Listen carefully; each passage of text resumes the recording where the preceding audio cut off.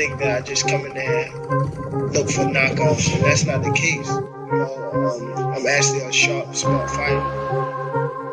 So, well, I'm here. Who wanted to fight me? I really don't care who's in front of me. I don't feel like no fighter beat me.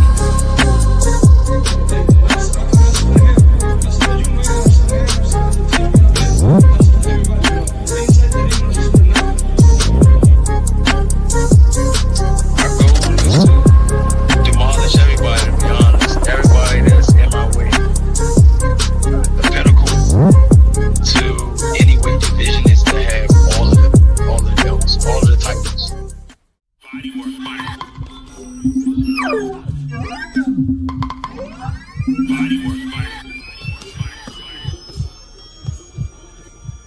Welcome to Bodywork. Welcome back. It's Michael Rogers. Welcome to Bodywork Boxing. It feels so good to be back. TGIF. Thank goodness it's Friday. I can't say it like my man who used to say it on the radio when I was growing up. DC, PG County, you know what I'm saying? But if you got the pleasure of hearing my voice, guess what? You made it. You on the right side of the earth. And it's always a good time to talk that good old boxing talk, man. While it's on my mind, man, before I forget, man, I want to give a shout out to a young man.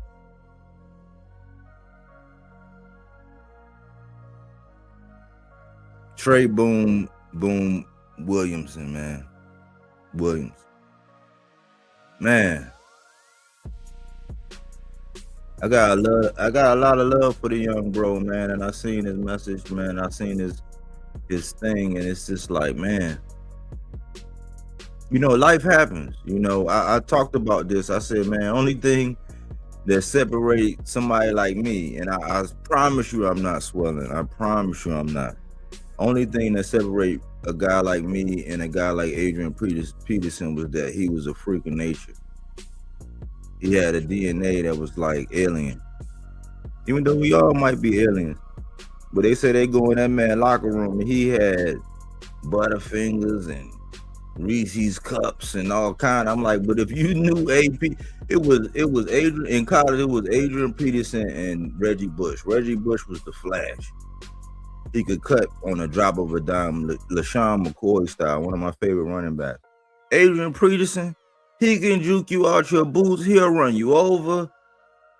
You know what I'm saying? He'll tease you. He had a mean streak. Like, man, people got out the fucking way when it came to him. I had been in the newspapers for playing football since I was my second year. It was 2 games where I scored a touch. They gave me that rock, my favorite play, and I'm going to the house. I was in the newspaper for it. That's the only thing that separates it. And I say all that to say this. I saw some things on film with Boom, and I was like, man, like he kept doing this one drill, and his technique was so pure. And then when I seen him, I'm like, yeah, you know, this amateur style, it's a different ball game. I would love to see him as a pro and all this and all that. And I've been staying abreast. He's been a guest of the channel. He's been a friend of the channel. And I always say that my channel not going to compromise. So I know that some of the things I say on my channel is a little tough for the young man to hear because of his uncle. Even though I got mad love for his uncle. It's just I'm a realist to the core. So I never want him to think that he's alienated because I can't compromise my channel. Everybody else is. So I want to say, man, Boom, man, I know you're going through something, and trust me, your boy, the crux of what I'm starting with is the fact that in the ninth grade, I broke my collarbone. Going through the hole in practice with some shoulder pads that was too big. Everybody had their favorites. All I wanted was to be able to touch that rock, and because everybody had their favorites and it was political, I started playing cornerback. I wound up ultimately playing semi-pro football. My man, my homie, my best friend, Kurt. Shout out to Kurtwood down in the A.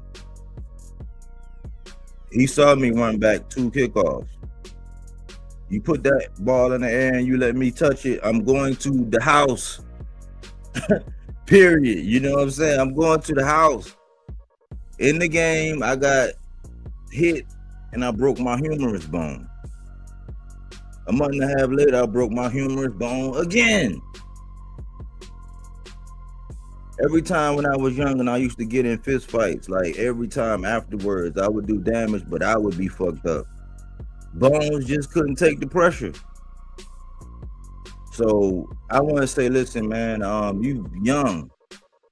You got a lot of time to think and sharpening your mind and reading and, you know what I'm saying, staying positive, fasting, meditating, all that good stuff, man. Breathing, practicing your breathing, looking at life. Sometimes life, you know what I'm saying, settles you down and it puts you in a situation where you have to be still. You have to be calm. Even if you don't know the next move. And you have to remain positive in a world of negativity. Even though the negativity is highlighted, why? There's a perfect balance between positive and negative. Because if it was an imbalance, this world would fall apart.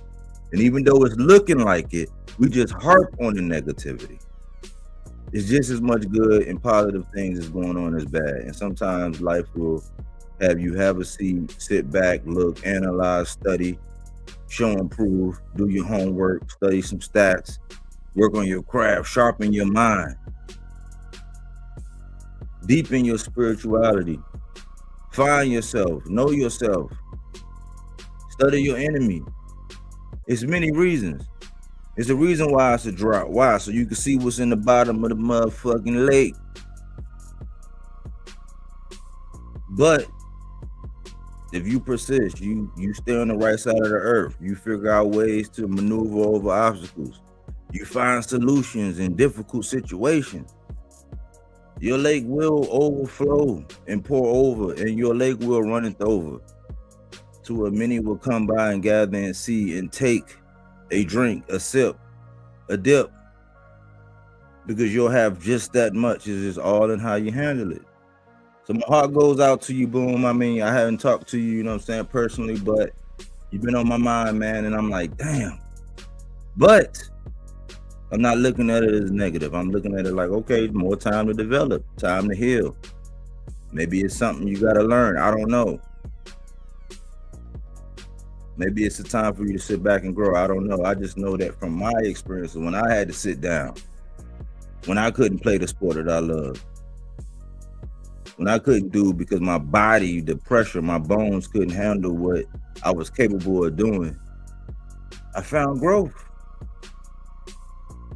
I got stronger. I got better. I got wiser. I got smarter. You know what I'm saying? So, positive vibes and much healing to you. And even though we don't talk like that, text like that all the time, I wish you well, brother. And you got a bright future. Why? Because you got character, bro. And I associate, I don't care how old you are, how young you are, if you got character, I fuck with you. So shout out to Boom, man. Love you, man. For real, for real. I don't just, I'm very critical of words. Words create worlds. But with no further ado, AC, my main apple scrap. What's the haps? What's good, bro? What's good, man?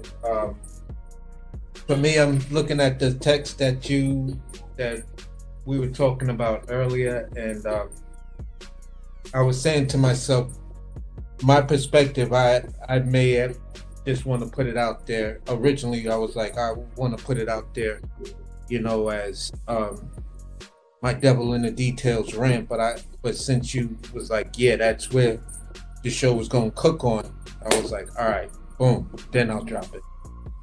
You need it. You okay? So let me step off real quick. No, I'm good. I don't have to because that's the basis of the show.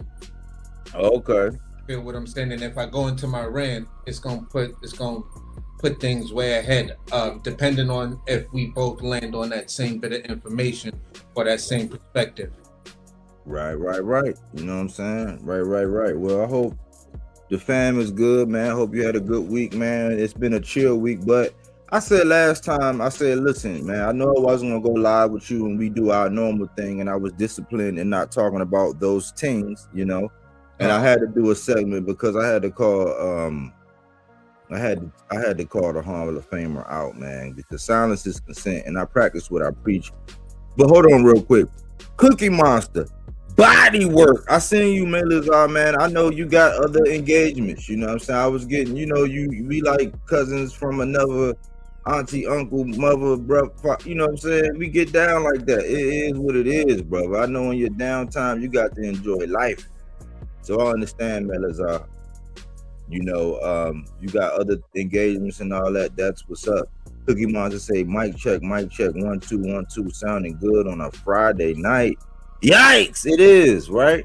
Yeah, salute, Cookie Monster. But before you get into that,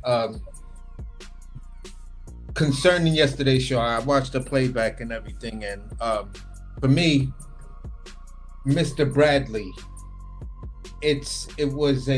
he dropped a video 3 days after Shakur Stevenson beat the flat Teofimo Lopez, right? Talking about O'Shaquie Foster has everything of a 50-50 fight with Shakur Stevenson. He could do everything Shakur does, right? Mm-hmm. Move forward. He's talking about Ray Ford versus O'Shaquie Foster. And you're saying it's a damn good fight and he's this close to Shakur and all. I'm like, bro, the two can't exist in the same space. Either Shakur is not as good as we are, or Ray Ford is much, much better than what we think he is. And on top of that, O'Shaquie is just an anomaly. So which one is it?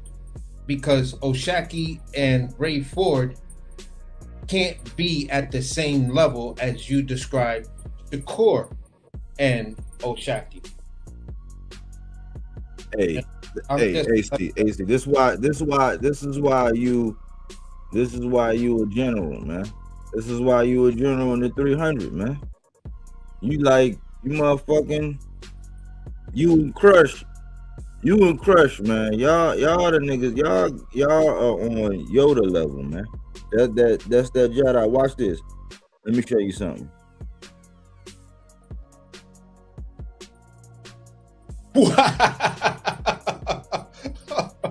Wow. Okay. Wow. And I got concerned because we hadn't really like chopped and all that, and I said that's just gonna make a better show. But we hadn't chopped it the way we normally do, you know what I'm saying, to make sure, because I'm a perfectionist. I ain't even gonna lie. Like, you know what I'm saying? I salute black excellence, and I try to strive to be it. So when we hadn't even chopped like that, but I was like, look, that's the #1 housekeeping, bro. Yeah, that's just. And I ain't even share it with you. You know what I'm saying? Word. That's why I laughed like that, because I was like, oh shit. Wow. But what else though? Because I you know, if you notice, I don't know, I'm trying to grow, and I know I can come off kind of aggressive sometimes and all that, but it's just my passion. It's like my nature, you know. And I've been trying to kind of like still be myself, but still like not be as spicy when it comes down to the criticism, because that criticism alone echoes 10 times louder than praise. I can praise and give compliments and whatever, and everybody like, yeah, get off my strap.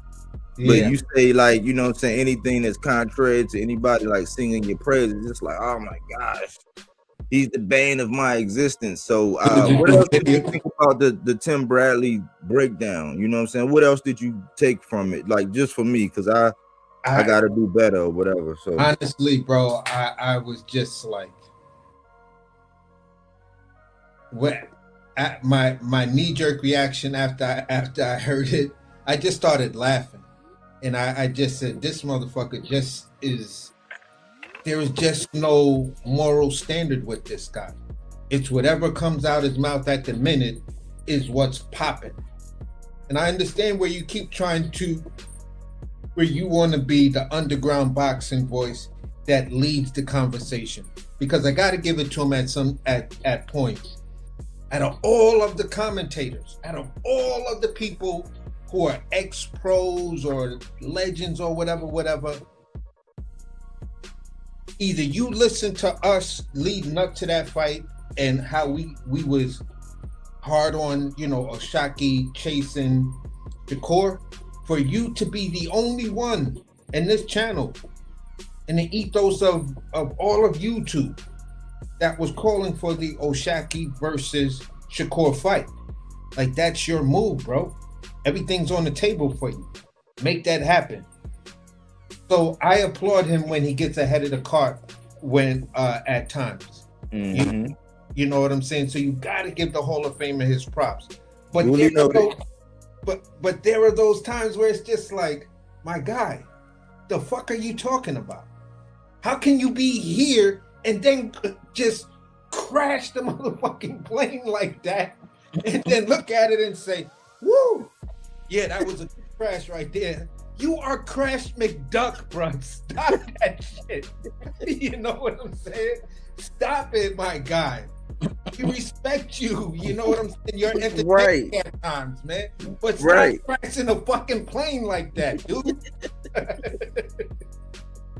That's it. That's it for me, man. You know what I'm saying? Hey, it's one of them things where you like, man, sometimes he be fly as hell, but I ain't jumping in the cockpit with him. You know what I'm saying? Like, yeah. he have his moments, and that's what I'm like. And what you just expressed is like, man, Tim, we respect you, dog. We say, hey, listen, man, hey, come hash it out if you really got a problem. But like, man, we can't be like how the clock is right. So us over here and you over there, they say a broken clock is right twice a day. We be right them twice a day. We be right there, and then you crash the fucking plane, though. And I'm like, man, we want to respect you. I'm like, I'm a little older than you. AC got you in age and in life and all that, but then you laced them up, so we defer to you on those things. And you be having hot takes and all that, but like, we can sniff out, man, we can smell the bias, bro. Like, we've been through it, well, we've been in it, and we had to recognize it and cinch it out, you know what I'm saying, and carve it out and cut that cancer out. I just don't be understanding why a Hall of Famer has to resort to such things. It baffles me. So I be, most of the time, be like, with all due respect, but like, I had to actually say something to put that something down on wax, because when I come out and I say something like that's adverse to what Tim be saying, people be like, oh my gosh. And I be seeing people in the comments, I be looking at the stormtroopers, and I respect the stormtroopers, but I be like, man, come on, man, you gotta hold your guy accountable. Because he was not talking about, look, and I'm gonna drop it because you brought it up, and we hadn't chopped it up on air, and it's Friday night. Like with Tim, him and that whole Brian Norman boogeyman, like how Devin, like how he just jumped over and was saying, I'm like, bro, find me something where he was saying that Brian Norman was a boogeyman and all that. Like, find me, like, you know what I'm saying? I'm like, I don't be tripping. It's just, I don't be forgetting what people be saying. Uh-huh. So I was just like, when was Tim? So like now I'm like, and I'm in a dilemma because I have too given Devin. You've witnessed, you know what I'm saying? I've given Devin more credit. I've been more respectable of Devin. I just didn't appreciate, and I say the way they move and how they select their opponents, and then the outside of the things. But I believe I've given Devin more credit. I believe I've grown, because I used to just despise. I'm not like I can't say I'm just a fan. But I respect the moves, and I'm just like, okay, cool. And I respect the game and the gangster and the skills and all of that. I do. So I agree with Tim, and I gave Tim his salute for, okay, Devin made a move with the Brian Norman thing. But like, don't try to play us and try to act like you were saying that because the whole beef between you and Senior was how you talked about his son. Well, how did you talk about his son? The same way you be doing your High Tucker. You know what I'm saying? Like, and they all was ESPN, so I'd be confused. Like, okay, you got to lead it to some ESPNs, but then like the fighter that came up on ESPN and then got it out the mud, didn't have the machine, didn't have the well, it had the boxing fiber, but didn't have the machine. Like, you shit on them, and I'm just like, why do you have to do that? You got bread, you got investments, you got happy family. Like, you are the man, Hall of Famer. You can go down in the history books that you beat an 8th division champion, Manny Pacquiao. Why do you got to do all of this? If it's not for the money, it got to be for the controversy, which has recently replaced relevancy. Even though they both been there at the same time, they kind of like close cousins. So I just wanted to add to that because we hadn't chopped it on Tim Bradley, but I had to do that just to keep the channel going because I used to step away, man, AC. I used to be like, shit. And my lady had to tell me, like, nah, you can't do that because there's people that, even if it's, you know, just your people, they still be rocking with what you be saying about what's going on. So you can't just be leaving them hanging. I just be like, man, I be seeing where boxing is going. And I'm like, man, let me go ahead and get up out of here before this shit get like real WWE, WWF. Where we can see the leg kicks coming and we can read the script and predict exactly what's going on. And we've been doing it, AC. You've been doing it. It's in the shorts. You know what I'm saying? It's in the videos of people who come by and do the same type things, but it be after the time when we do it. So it's like, okay, that's our source then, because they did it 2-3 days, a week later. That's our source then. They saying the same exact thing. I had to address that, man, because we hadn't chopped. So let me get to the housekeeping. Yeah, Dry is doing everything correctly. And Sam Greer, salute for putting that in there. Now, literally, I set this out. I did the thumbnail. I put the video out. Set it for the time that it's supposed to come out. And in between that time, I look back on my timeline. And I seen where somebody had put where Opetaia says that the IBF will be on the line in this fight. This was minutes before I was getting ready to go live. And I was like, man, like, this is why you can never doubt your influence on the sport of boxing.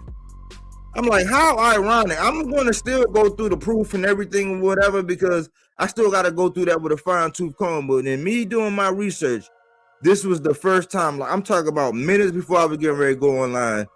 It's a short, and I don't know. And because there's a lot of like AI channels and channels that be doing that where you never see them, you never hear from them. They don't ever do no live content. It's just like AI channels.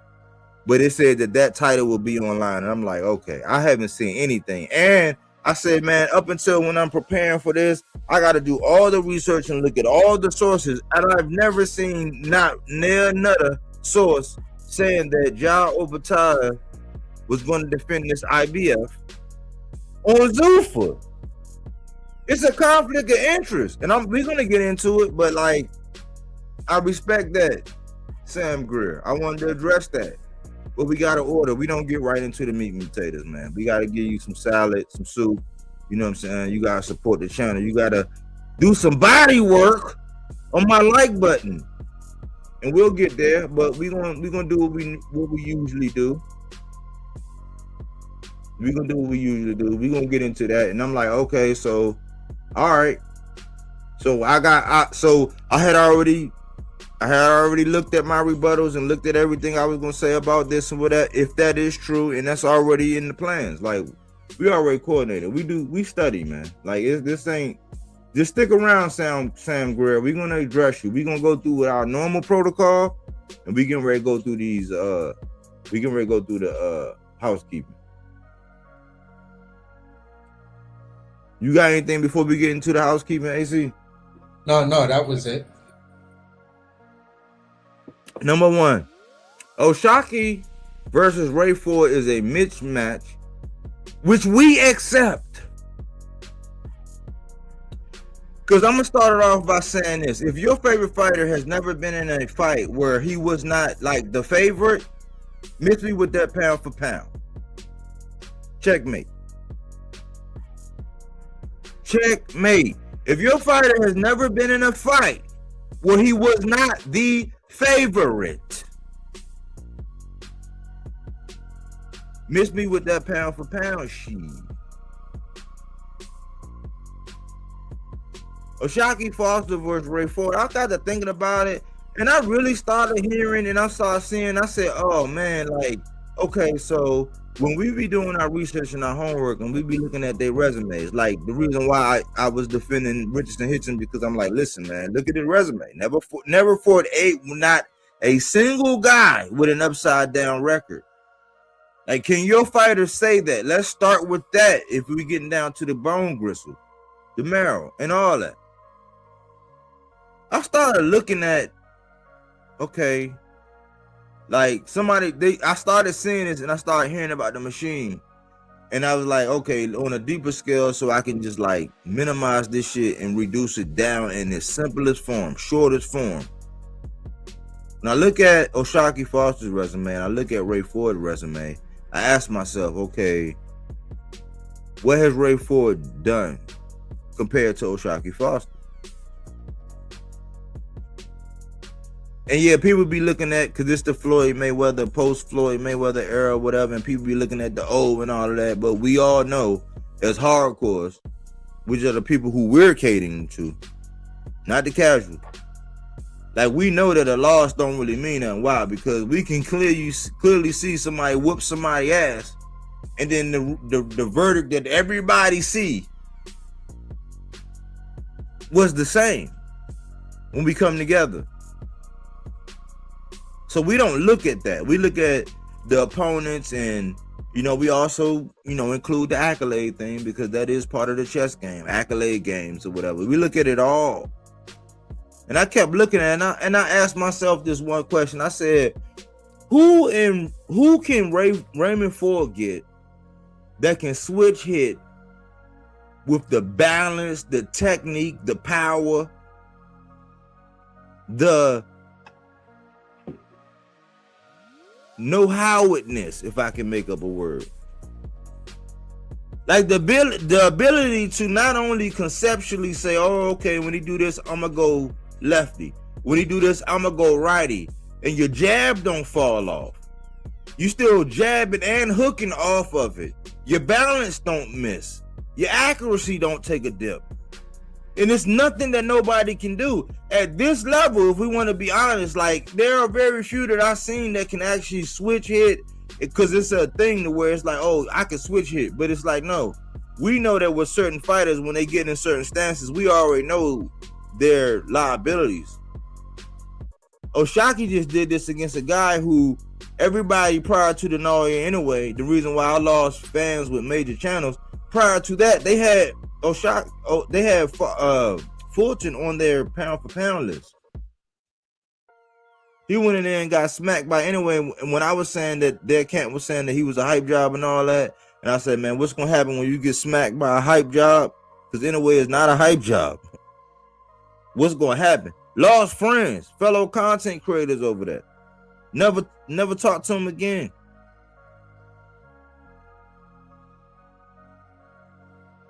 O'Shaquie Foster came back when that man got his glow. It wasn't coming off of a knockout loss. It was when Stephen Fulton looked his best. And if you're a Stephen Fulton fan, how many champions did he beat to get there? And what was he doing? He was so special, the WBC made concessions. And what happened? O'Shaquie Icewater Foster put what we call clinically belt to ass. I am a Rottweiler. I will bite it of the ass. Proper like fashion. We saw it. I was asking myself, Ray Ford lost to Nick Ball in an effort to where, like, realistically, I'm gonna be honest with you. Ray Ford, in my books, Ray Ford won that fight. But I understand how they came up with the scorecards. I understand how they did it, and I can't argue with them. It's one of them things to where technically and what was going on, Raymond Ford really won that fight. But because of the way Nick Ball fought and the circumstances of what was going on, You couldn't afford to fight that fight and not really separate yourself. And you lost. It didn't age well when Figueroa knocked him out. And now you run around talking about O'Shaquie Foster is easy work. Bitch, where? He just rocked the socks off of of Fulton. Cool boy. And Shakur said, oh, we already knew that was going to happen. And dismissed it because that's the smaller guy moving up and this and this and this. We already knew that. But guess what? This is before Shakur fought T.O. So I'm like, hold on, man. You just shitted on the fight where a man put belt to ass and you getting ready to go do the same thing. And when you win, you going to want full glory, full credit. But guess what? Somebody like Kambosos already did that, bro. And the only reason why Raymond Ford is getting this fight because of Shakur, bro. It's like if you look at the track record, if you look at the history, you look at the resume, you look at what O'Shaquie's done, even getting pickpocketed by Conceição, and the fact that in height and in reach, he has an advantage over Shakur Stevenson, and they've sparred. Who the fuck is in the sparring around Raymond Ford that can switch hit with a level of efficiency, accuracy, and professional acumen like an O'Shaquie? Unless you getting in there with Bud, but still, when you talk about like skill-wise and demonstrated, we already know it's a liability when you in this stance. We already know you in attack mode when you in this stance. Why? You're the closer in my boxer to watch. We know what you are. This fight is a mismatch, but the reason why we respect O'Shaquie is because if Shakur playing the balls, guess what? O'Shaquie is saying, guess what? I'm game. I'll be your Huckleberry. All right, I really need to whoop your pop ass, but son, since you keep getting in the way, I'm gonna show you how to do this, son. And we just saw this against Stephen Fulton. I don't know how people are trying to even insinuate, other than being in the friends and family network with Keyshawn, Clarissa, Bud, Andre Ward, Timothy Bradley, all the usual, Chris Mannix, all of them guys. Like, other than being in that, how do Ray Ford even qualify for this fight? And I'm not even the fan that's going to get in the way of the fight. Why? Because before all of this, I said, Shoo, Ray Ford, and O'Shaquie Foster all should mix it up. Shoo just had to come into his own and move up or whatever, but in and around the weight classes, best of the biggest little men. And this is the fun fact when I land. Raymond Ford, stature-wise, is actually bigger than Tank Davis. Why the fuck is he just now down at 130? Talking about some O'Shaquie who looking for Shakur, he's taller than and has the longer reach. This is a mismatch. But for O'Shaquie and the moves, trying to land on Big Papa, Son just getting in the way. And we're going to accept it. Why? Because it's good for boxing. Because Raymond Ford was in my boxes to watch as the Cobra. I just don't like the moves. And I'm asking myself, after the Nick Ball loss, what did you do? I came to your fight. You went the distance with Matisse, and you said you didn't want to take no risks. I said, oh, you a safety first fighter. You can't be in my boxes to watch like that. That's the first one. Tony Harrison. With all due respect, man, how do I say goodbye? Like, how do we say goodbye to Tony, man? I was trying to give him the benefit of the doubt. I would have accepted the Earl fight. Why? Because I don't know where my man Earl at, and if everybody else in the game is doing it, you know what I'm saying? Then my man can come back and do it. I was licking my chops if Earl would have came back and got Tony, because I heard him talk, man. And with all due respect, man, Jermell Charlo, man, hey, y'all better put some respect with Jermell Charlo's name, man, because in all the punch drunkenness I've seen, man, this is before I seen these recent events and what he did. And we gotta understand that this is one of those things where I say, hey, man, if you leave it in the judge's hands, They're gonna do what the business of boxing do, and they're gonna create controversy in news lines and news, articles and headlines. Like the first fight, Tony Harrison got a decision that nobody else saw. It's just like the Bodywork versus Virgil Ortiz fight, where he got dropped twice. Even though it was no drop twice, we still know that Bodywork won that fight with Virgil, and Virgil is my guy. We know that Jamel won that first fight. People, they didn't like the Charlo. They didn't like the twins. They didn't like him. He came back and stopped that dude. And Tony went through whatever he went through, and then I just believe that, man, that when your coach is your father and all that, we've seen this with Jared Hurd, we've seen this with the Russells. Even though the Russells are strong, they just like that. You know what I'm saying? But we've seen it with Jared Hurd. I've seen it with a couple boxers where I'm like, dang, man, like when your pops is your trainer and you lose them, it's just the odds is just like not there. But the things that Tony Harrison said about Jermell Charlo, the fact that he put that man in a dress, like a dress, and then when you look at what he was saying and how he was saying what he was saying about, I liked you better as a blonde and this and that, I'm just like, bro, the man stopped you. The only other time I seen a person get hit by that many consecutive uppercuts with the little young scrappy dude from Baltimore, man. When he pumped homie with like 5-6 jabs in a row. Like at the end of that fight, when Jermell had on the little African colors, the little orange, black, neon green, that man pumped your face, bro. With like nothing but uppercuts.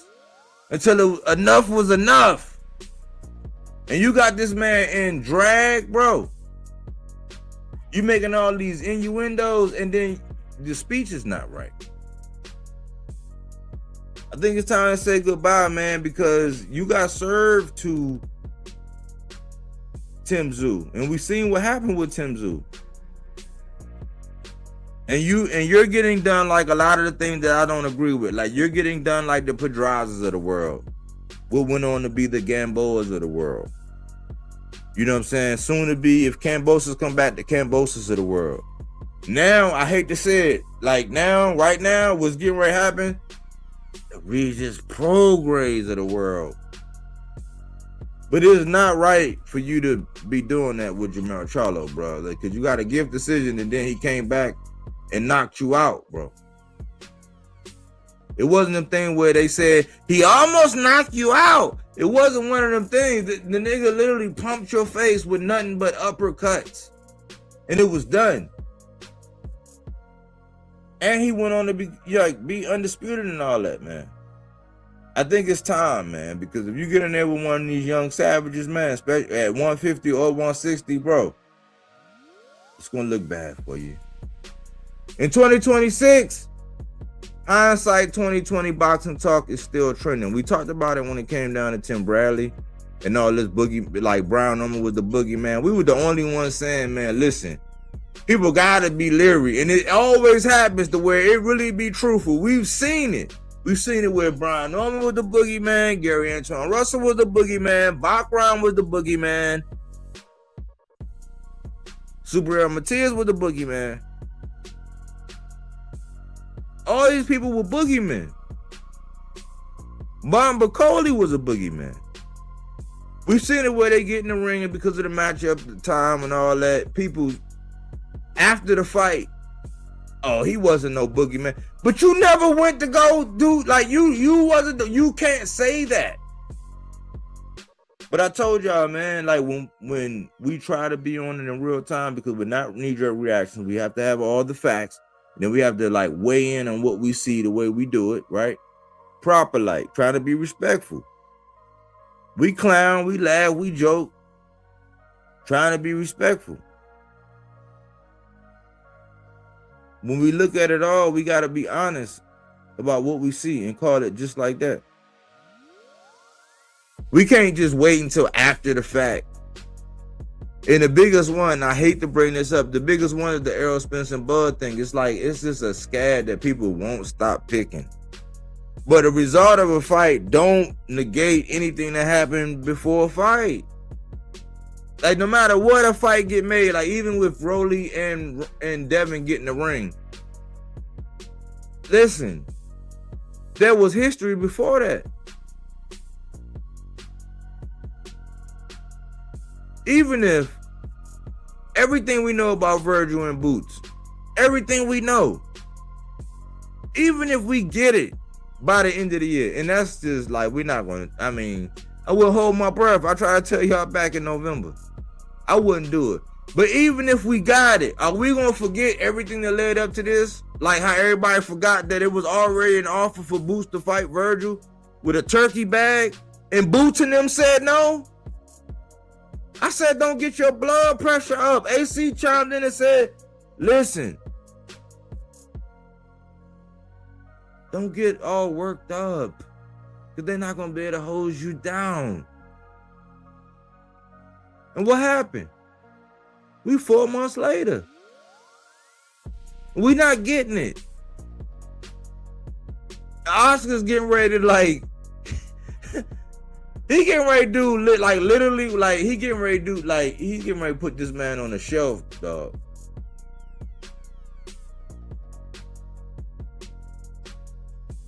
And y'all bought into it, and y'all ain't put no pressure on Eddie to make no plan B, no plan C. Everything we expect from our boxers, like another option. Nothing. 4 months later, people just now coming around to it. And when it happens, like when the court said or however it plans, and I know they in arbitration, but where we at 4 months in, man, a win is a win is a win. Y'all can't be hindsight. Just if you keep it real in real time and you be honest about what's going on in real time, you don't gotta be a hindsight Monday morning quarterback type person. You ain't gotta sit up there and lie and act like, oh yeah, just casuals watch. You ain't gotta do all of that. All you gotta do is just like keeping it real about whatever's going on, like just being honest, like completely honest about what's ever going on. You ain't gotta sell out. You ain't gotta flip-flop. You ain't gotta be hindsight to where it's like, hold on, man, don't make me play this video where you was saying this. And if you're wrong, just eat crow. But hindsight is the way to go, man. Because just now people talking about shit Boots and then move on. Shit Boots and then move on. I don't know. I'll say I don't know, man. I don't know what you think, bro. You think he should move on by now? That's the housekeeping, y'all, man. But what you got, AC? Well, me, I'm gonna start where you just left off at with talking about that Virgil and Oscar and Boots situation. The crazy thing is we was talking about it online between tweeting, and then we called each other, and I was saying, look, to me it sounds like if anything makes sense, like Virgil, within his right as an independent contractor, he could have renegotiated the terms of his contract, but that would mean a negotiation. When the way it's being put is the way it's being said by Oscar on that Clapback Thursday, like you got in contact with this dude and y'all just went straight forward. You ain't even bothered to try to talk to me about nothing.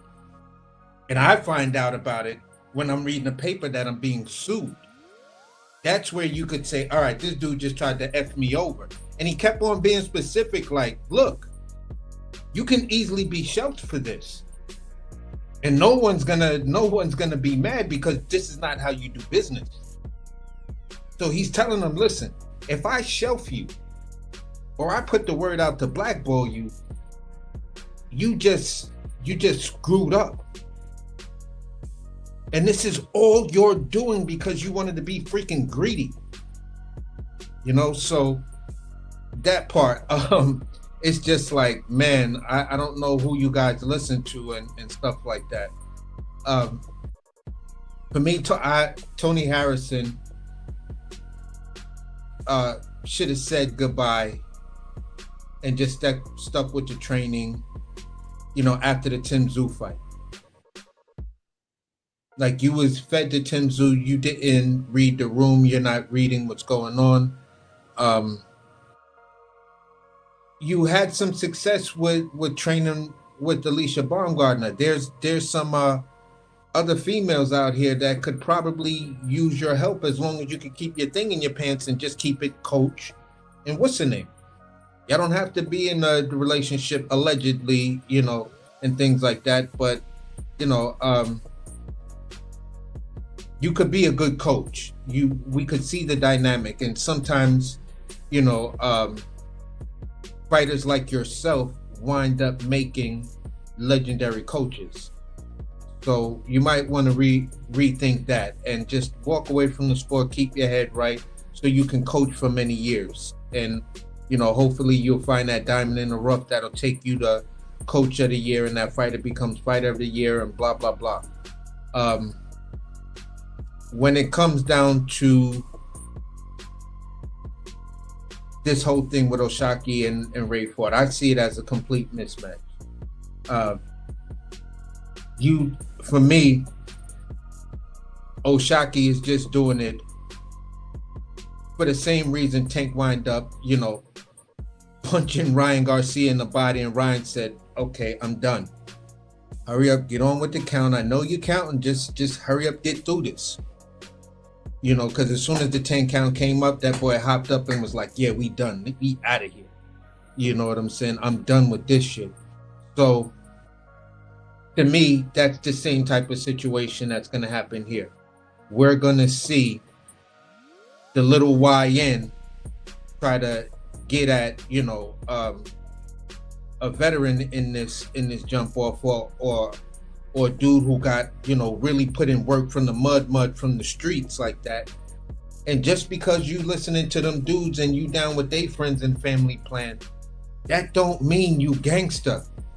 Just because all of y'all could talk to each other in the bubble and, you know, let your testosterone grow and all of that other kind of stuff, you got to remember, there's always somebody that can beat you. It's just a matter of time to when they get to you. You know, so for me, you ask for this ass whooping, you're gonna get this ass whooping if everything gets across the line, and you are going to have your fucked around and found out moment. Because for you and where you're at and based on your performances, you should be telling that dude like, hell no, I'm not getting in the ring with that dude right now. I need more. I need work.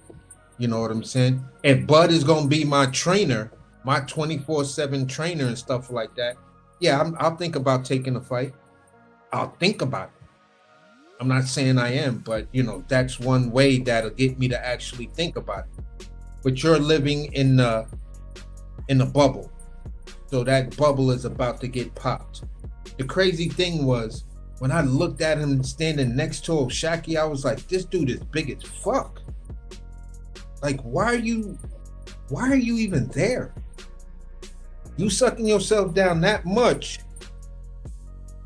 And this dude is, you know, Oshaki is where he's supposed to be. He gonna beat you the fuck up, bro. He gonna beat you the fuck up. And if you put your hands in your pocket before, wait till how Oshaki make you put them hands in the pocket. Because he gonna be looking at you like, you know, like big bro. Like real big bro. Beating up little bro. Because you got a slick mouth with mama. She had to call him to come over and have a conversation with you and straighten you out. Because he's gonna be telling you, I dare you to put your fucking hands up. Put your hands up so I can knock you the fuck out, man. And trust me, mom's already down with this shit. So that's what's about to go down for you, bro. It's not even gonna be funny, man. It's not even gonna be funny because mom's just gonna be sitting in the living room and you're gonna be like, Mommy, Mom, you hear him?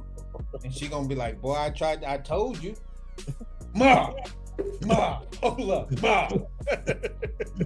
You know, so Yeah, that's how that shit's about to go down for you. So it's gonna be embarrassing, man. It's gonna be embarrassing. So yeah, for me, that's where I ended off, and we could just get into that. All right. The only other thing I wanted to say was with the Oshaki and Ford thing. Like the only thing I'm saying, like, okay, so if you look at like the channels that's propagating this stuff, like that's pushing Ray Ford, because we know he's part of the Friends and Family program. And I don't take away from him. He was in my boxes to watch for a period of time.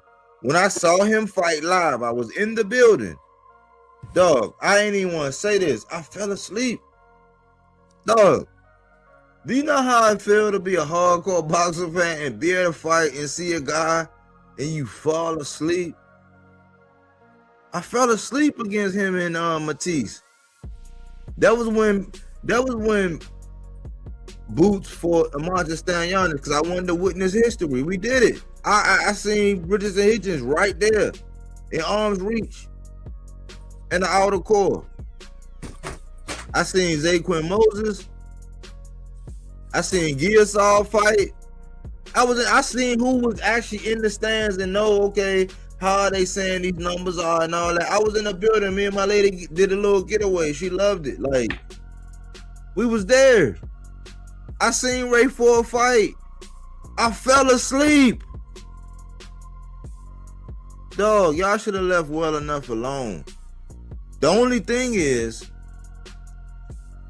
Oshaki said this one thing. He said, listen, man, like, they all want to, like, be friends and do this. He's like, man, it's boxing. He's like, I just want to beat you up. He was like, I want to be able to go in there and have some aggression. Like, y'all don't really realize what's going on in the sport, but like with all this friend stuff, when people don't really want to fight and then it just become all about us getting the bad, because let's just say Shakur and Keyshawn ever say, hey, we gonna do this. Man, they could be theatrics. They done sparred. They know how to act. They know how to, like, man, they can make that shit theatrical as hell. I don't even want to see that shit. But what about the real one, like Oshaki? He was saying, nah, I don't want to be part of the Friends. I don't want to hang out with y'all. When I go in the ring with you, I want some real aggression. Ray Ford get to run around talk about this man be capping and doing this and that and doing all this and blah, blah, this and that. And I'm like, what is like Oshaki capping about? And if and when I think it's done, I don't know. I'm thinking it's next. Because I think Oshaki is a stand-up dude, unless the Navarrete or something better come along. But I'm thinking shit. Unless it's something better, which we'll see when the announcement is made, I'm thinking he gonna take that work. And it's gonna be very bad.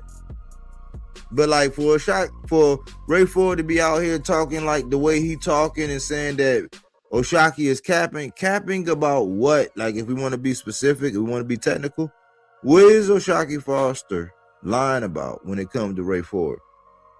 Like what? Based on resume? Based on what?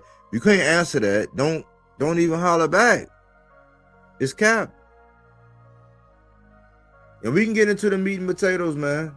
We can go ahead and get into the meat and potatoes, AC.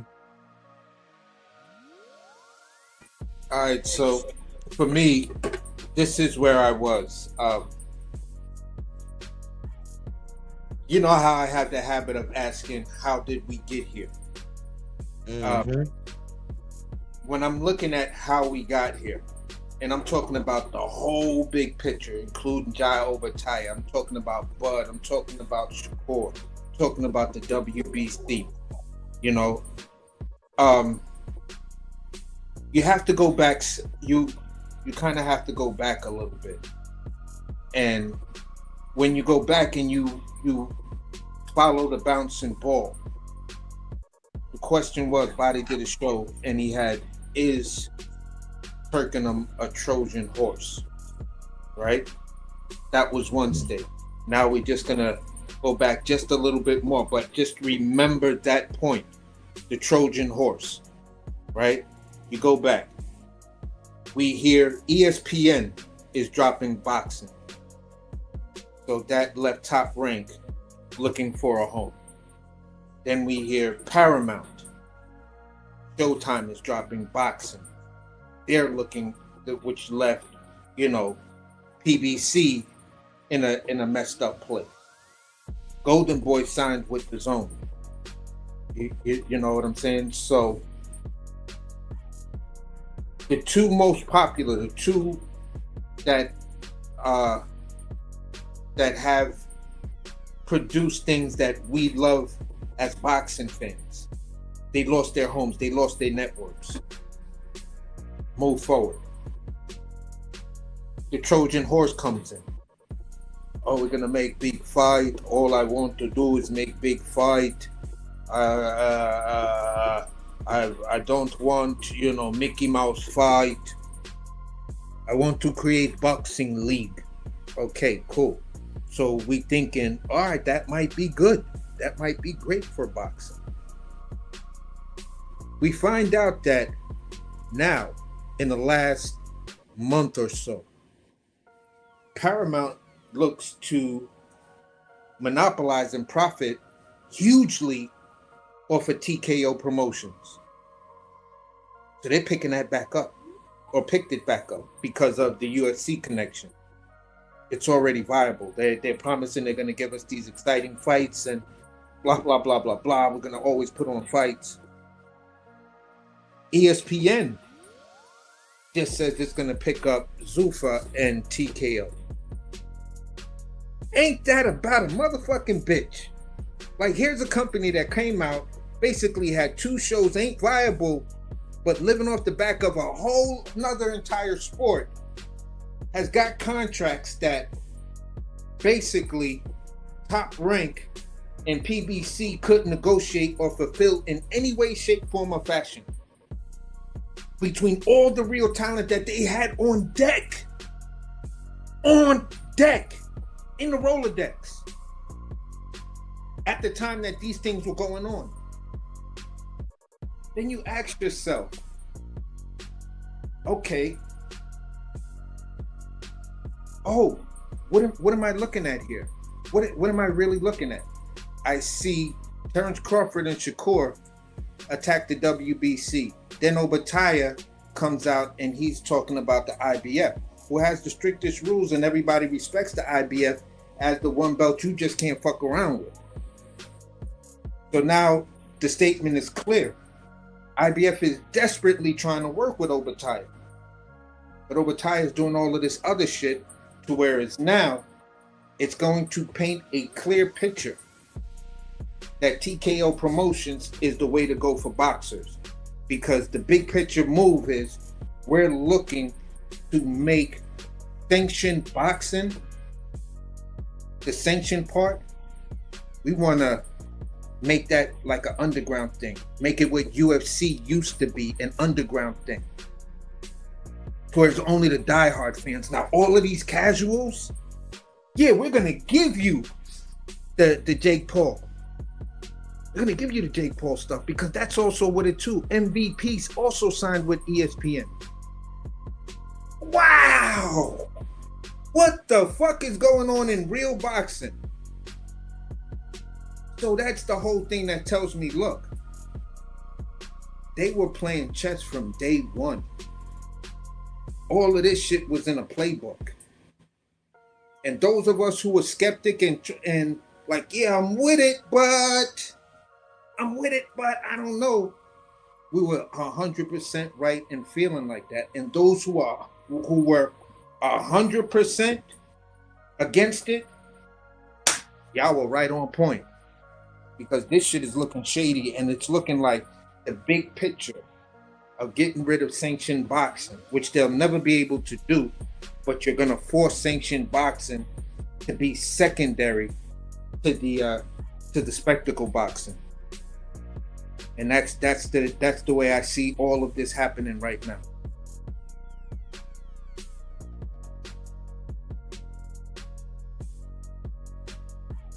So if y'all following these same footsteps and y'all seeing all of this stuff, it's becoming so evidently clear. If you've been following this stuff, like, yeah, there's the real play is happening within the sport, and it's happening at the corporate level with certain networks. They're gonna force sanctioned boxing to be relegated to apps, like apps that may not give you the viewerships that you really need to be sustainable.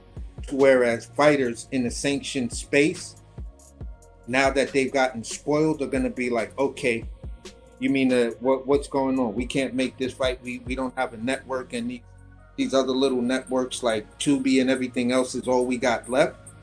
Goes back to that Jim Broner stuff. Mm-hmm. So yeah, bro, it's looking nasty. It's looking real nasty right now.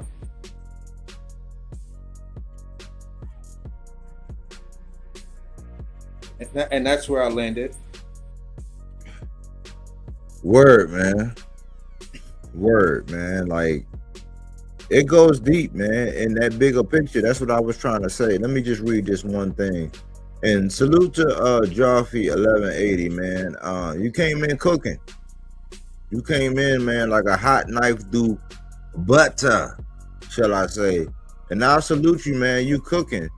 And I just want to address this one person right here. Because if you're gonna troll, you're gonna get the attention that you deserve. Milkshake 888. We are both Opetaia fans.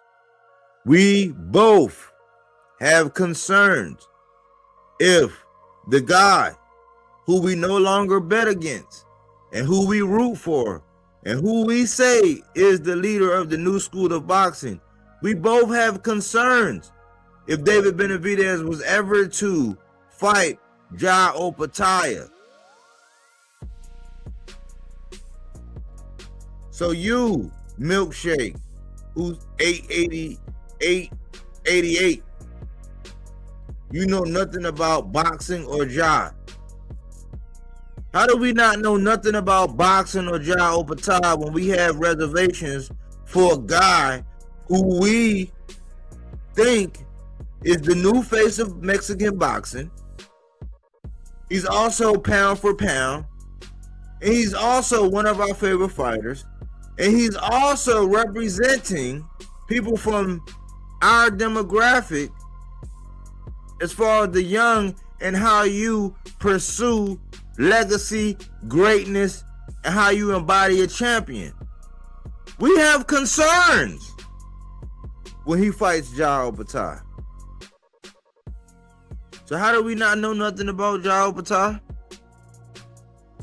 If I were to say that over here, when people know who David Benavidez is, how would I sound?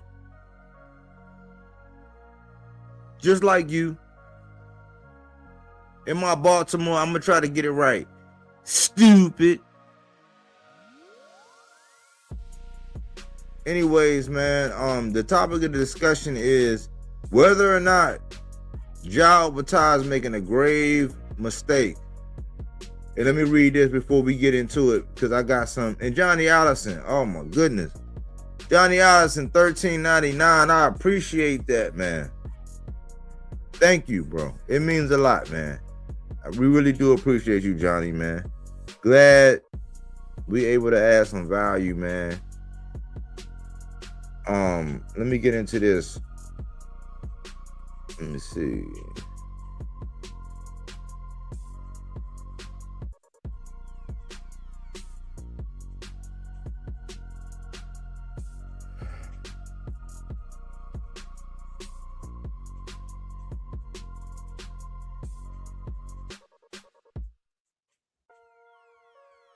That's news.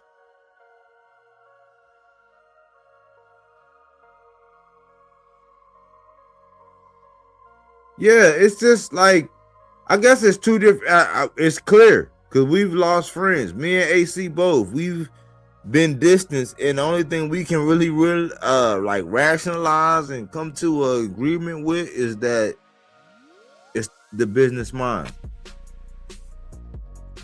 And outside of boxing, that's why me and AC agree in principle about so many things, because when it comes to business minds, the way we think of as far as business, not just like, because it's a difference. And you know, he or she who has ears to hear, let them hear. But when you have a business mind, like you don't relate to people who don't have a business mind. That should be in a fortune cookie. Ain't gonna charge you nothing for that. But the dilemma we had that we were facing prior to the minutes before I was getting ready to go live, where he said the IBF is going to be on the line, I was saying, man, this is a bad move. If he is able to put it on the line, it just skews the line of what Zuffa really is. Like, it just added a whole nother like variable to the equation where it's like, well, hold on. How exactly does this work? Like, is it anything goes?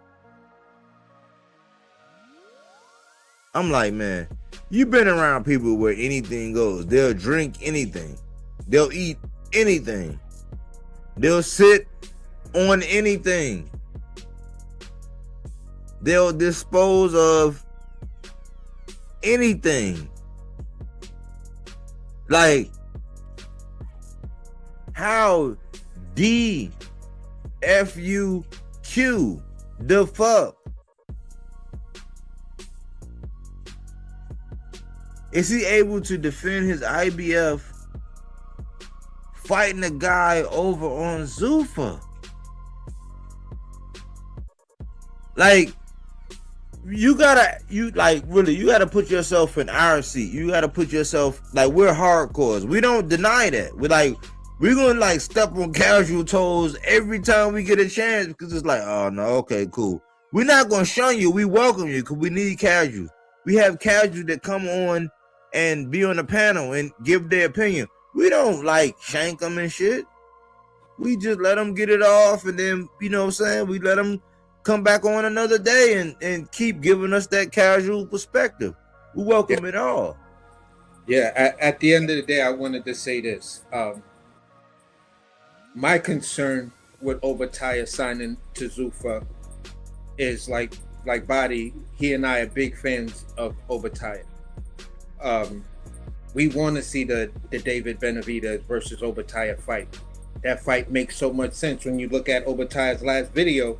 He's like, don't ask me about moving up to heavyweight. I got real work to do at Cruiserweight. So when you say that kind of stuff to us, we're like, yeah. And then we look over and there's a big ass Zuffa elephant in the room. And it's like, okay, but what about that thing right there? How do you make that happen? Because Benny right now got 2 belts. You got 1. How does this work between you and whatever? If you want to unify or defend, the IBF is telling you they got your back. If you're defending their belt, you are part of their likeness. It goes to the same situation that happened recently with Shakur and the WBC. And Shakur moving up to fight Tio. At the end of the day, Shakur was wrong. That's why you don't hear nobody talking about it. That's why Andre Ward can't bring his weird ass lawyer on trying to gaslight you, because his lawyer by law can't go out here and just give bad legal advice. Under those circumstances, he could say, yeah, I was just guessing, it was hypotheticals or whatever. But at the end of the day, he knew because of the bar. So now here we are. Opetaia, you're in a situation to where I'm now asking, as the great fighter I think you are, if you stay with Zuffa, and that is a contract that you sign that doesn't end until you retire, my question is, do you make it to the Hall of Fame? Will you make it on any sort of boxing list or anything like that? Because that's a secondary thing that is not sanctioned by nothing. It's not protected by anything. They're making up their own rules. That's why here in the U.S. Senate, they in the House and the Senate, they still haven't got through the bill to make that thing legit, because there's so many legal aspects of it that violates and says, okay, if we pass the Muhammad Ali Act and these fighters want to do this and go ahead with this tournament, there's just too many gray areas. So to understand the business side and to understand the potential of Ja Opetaia versus David Benavidez, all of that shit is up in the air now. But you're telling us, the fans, your fans, that you want these fights, and we're looking back and just asking the question, how? That's it. How? Three little letters. HOW. How do you make this happen? Explain that to us. Because Zuffa ain't telling us. Nobody's telling us nothing. And that's where I am with it. You know what I'm saying? So yeah, we know Zuffa is a feeder system for the ring belt. That's the only way all this. So let's just say the IBF, let's just say that when he fight Glanton, that it goes on and the IBF is on the line. This is just a feeder system for the ring belt. And then you gotta ask, okay, with how strict the IBF was, and I won't give too much of my thunder away because I still gotta read what I had prior to me knowing minutes before I went live that the IBF is on the line. It's like we still got to evaluate it. We still got to see like the long-term effects of it. Like, what is going on? Like, are they just making up, like, so if this happened, this gonna open up a whole nother can of worms for me, because I'm like, what is the, like, if there is no clear boundaries, then what is boxing doing right now?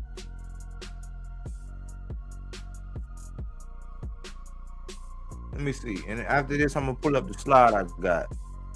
If IBF works with Zuffa, how come other belts won't?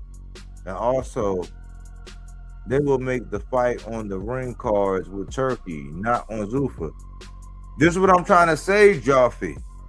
This is what I'm trying to say. We've already been through and done content to where we said that, like, Zuffa is nothing but a feeder system for the ring belt.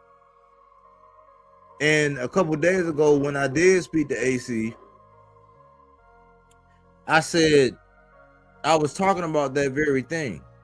I was saying, okay, well, we already know that the Zuffa is a feeder system. It's almost like the D League is for the professionals. You go down there, or like even like right now, with empirical data, you go down to Pro Box, you're gonna come up and you're gonna make a splash. It's very seldom. Like, more often than not, you're gonna make a splash coming up out of Pro Box. More often than not, if you're the best thing down in the D League, you're gonna make a splash in a professional ring. It's the same thing. We outlined this a while ago. So I said the only reason why somebody will forfeit their IBF to go and get a Zuffa is either A, it's just a contractual thing, B, it's a bigger picture thing, to where it's like, yeah, these moves, we're gonna put this much amount of money in your bank account, or we're gonna keep you active, and everybody gonna know your name, and you're gonna be on Sports Center knocking somebody out. As long as we can check all of those blocks, STFU, and sign on the dotted line. The only thing is Zuffa is exclusive. So if it is true that the IBF conceded, they made an ultimatum, and then either A, Ja Opetaia said, okay, we're gonna put the IBF on deck because we're gonna get, like, the IBF is gonna get paid whatever their just due is. Why? Because the same reason why Shakur and all the outrage, the fake outrage and all that, the people that was on the opposite end of that, is because that is your likeness at that point in time. You are that sanctioning bodies champion. In Jai Opetaia's case, it's the IBF. In Shakur's case, it was the WBC. That is your likeness. That's like everything you walk around, like when everybody say, what do? You can say, oh yeah, I got a couple real estate properties and all that. No, you're known as the WBC 135-pound champion. Now, you're the WBO junior welterweight champion. Jai Opetaia is known as the current IBF Cruiserweight champion. In the facts that I have and the things that I'm going to like go over and read, because this is factual, this is fruits and veggie, this is like for people who don't want to juice their noodles, use their brain, listen to nothing like conscious. This is the part where you say, all right, well, cool, I get where y'all coming from, and then y'all peace out. But we got to go into this, and I got to read this, because prior to minutes before I'm coming on, I didn't know that this IBF was online. And this is why I took the opposite stance of being a knee-jerk reactionist, because as things unfold, we got to see them unfold. This is new. I'm like, okay, so if the IBF compromise and do this, is it all about the money? That's one thing. We got to see how these things play out, but we had already had material for the current circumstance. So we're going to look at it. I know I'm going to look at it as soon as I get off here and look and see what this fight with Glanton is all about. But I'm going to bring this up and read this.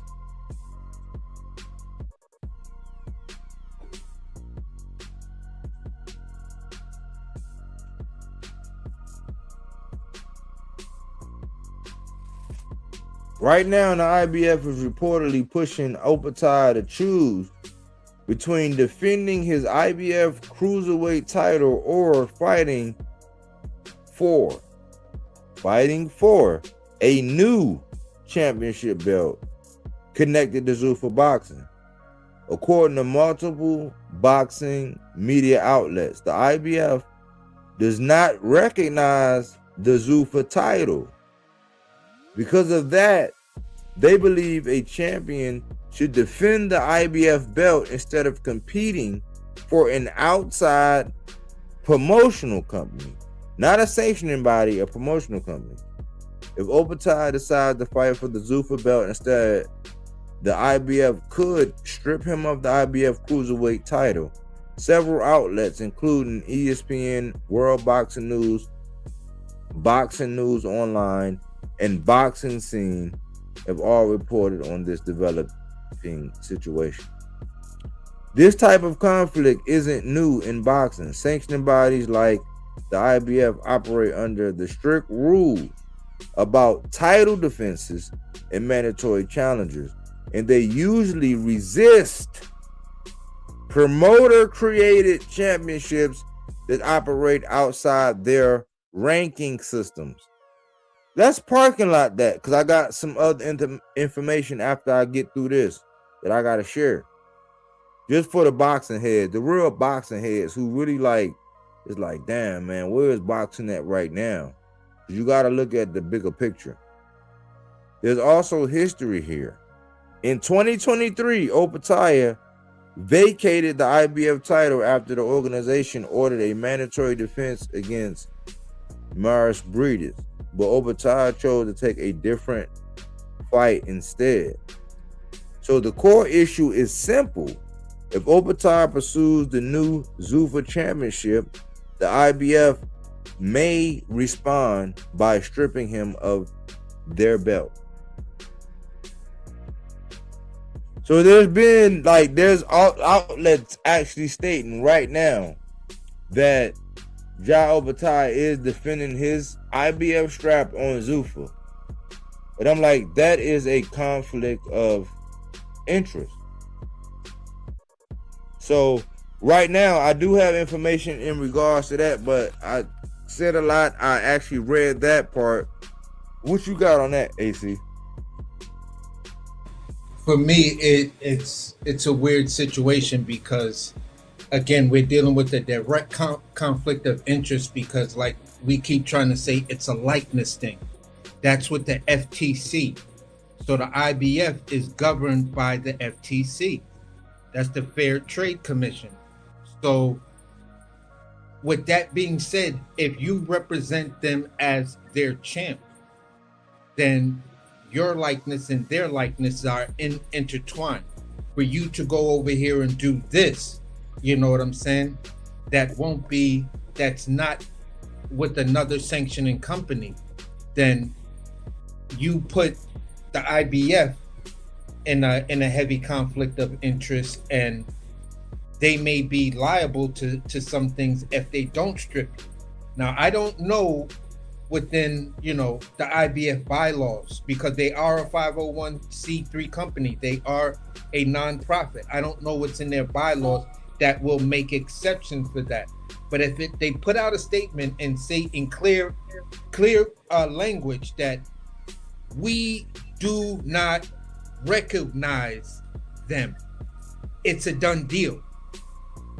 So it's just the type of thing where Zuffa at this point is going to have to redefine who they are and their role and say, no, this is basically a glorified exhibition.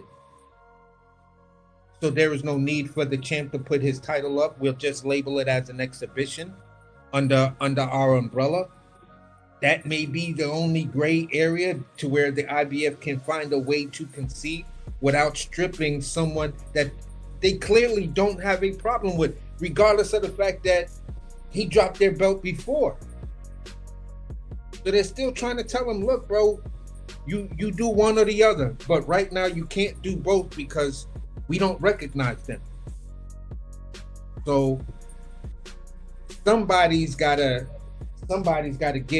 give up a huge something huge, and the IBF under the FTC cannot.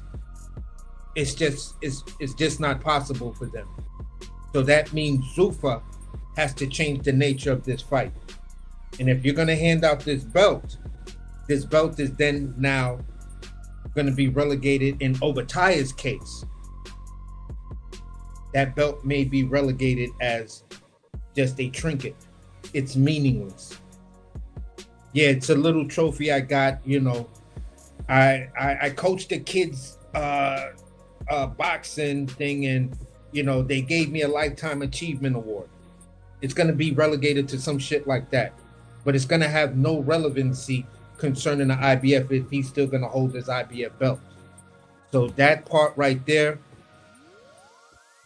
we just have to see what happens when he gets in the ring. And Body, what was it that you wanted to research? Because I'll look in the background and I'll see what I could dig up. The fact that like Matt Graham, listen. Matt Graham says, "You a bit late, mate. Just announced he's fighting for both. We're current. We're talking about it. So how are we late when we're talking about it, bro?" And I also said that minutes before I went live, I seen a short where Opetaia said that he was actually defending his IBF. And then that raised a whole bunch of other questions. Cause we were waiting a verdict. We were waiting on a verdict from our legal system as to what was going on with Zuffa. Because the main crux of it all is that there's always been a conflict between like these government sanctioning bodies who's ruled and reigned traditionally and everything that they've set, because there's a power structure. And then these promotional companies who come up and they challenge the power structure. So what the promotional companies do is they change the laws to rival the power structure of the sanctioning bodies. And like right now, we're at a juxtaposition where they say the new guard versus the old guard.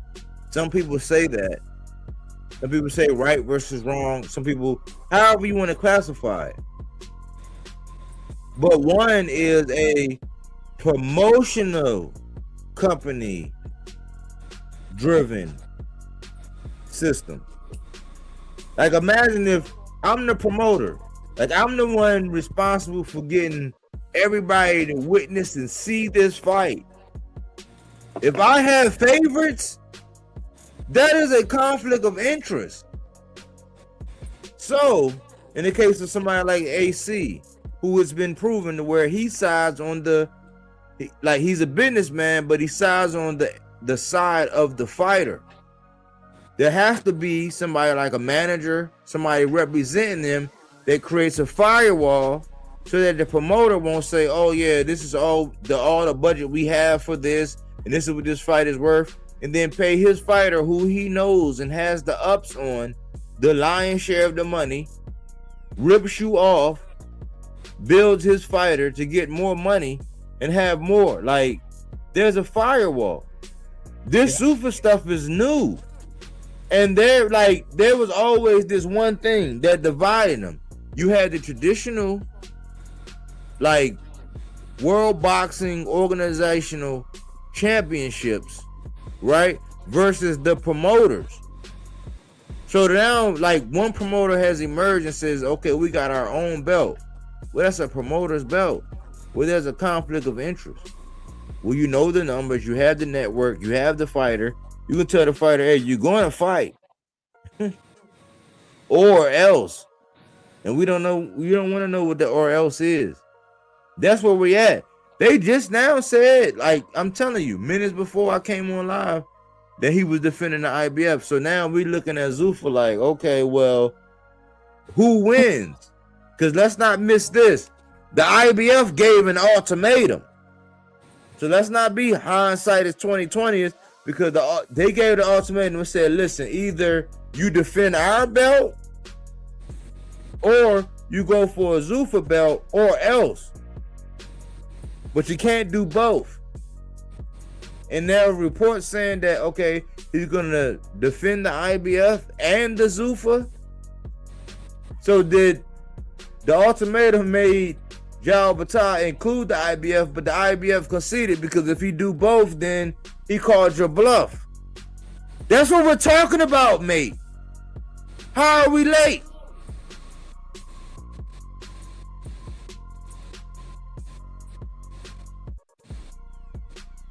That's what I got, AC. What you got, man? Like, am I missing something, bro? How are we late? Like, if this is the topic.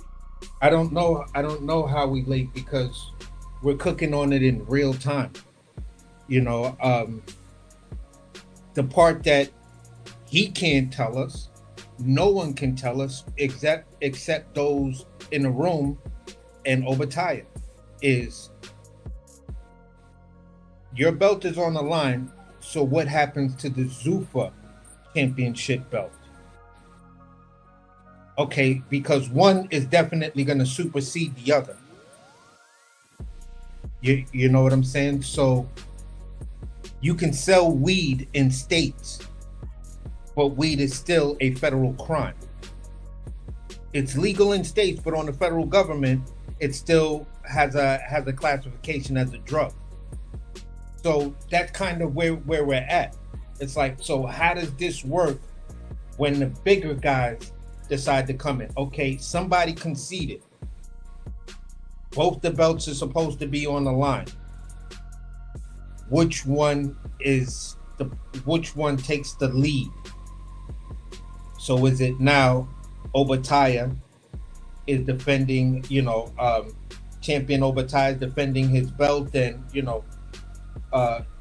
the Zuffa belt is secondary, which that's pretty much what it's gonna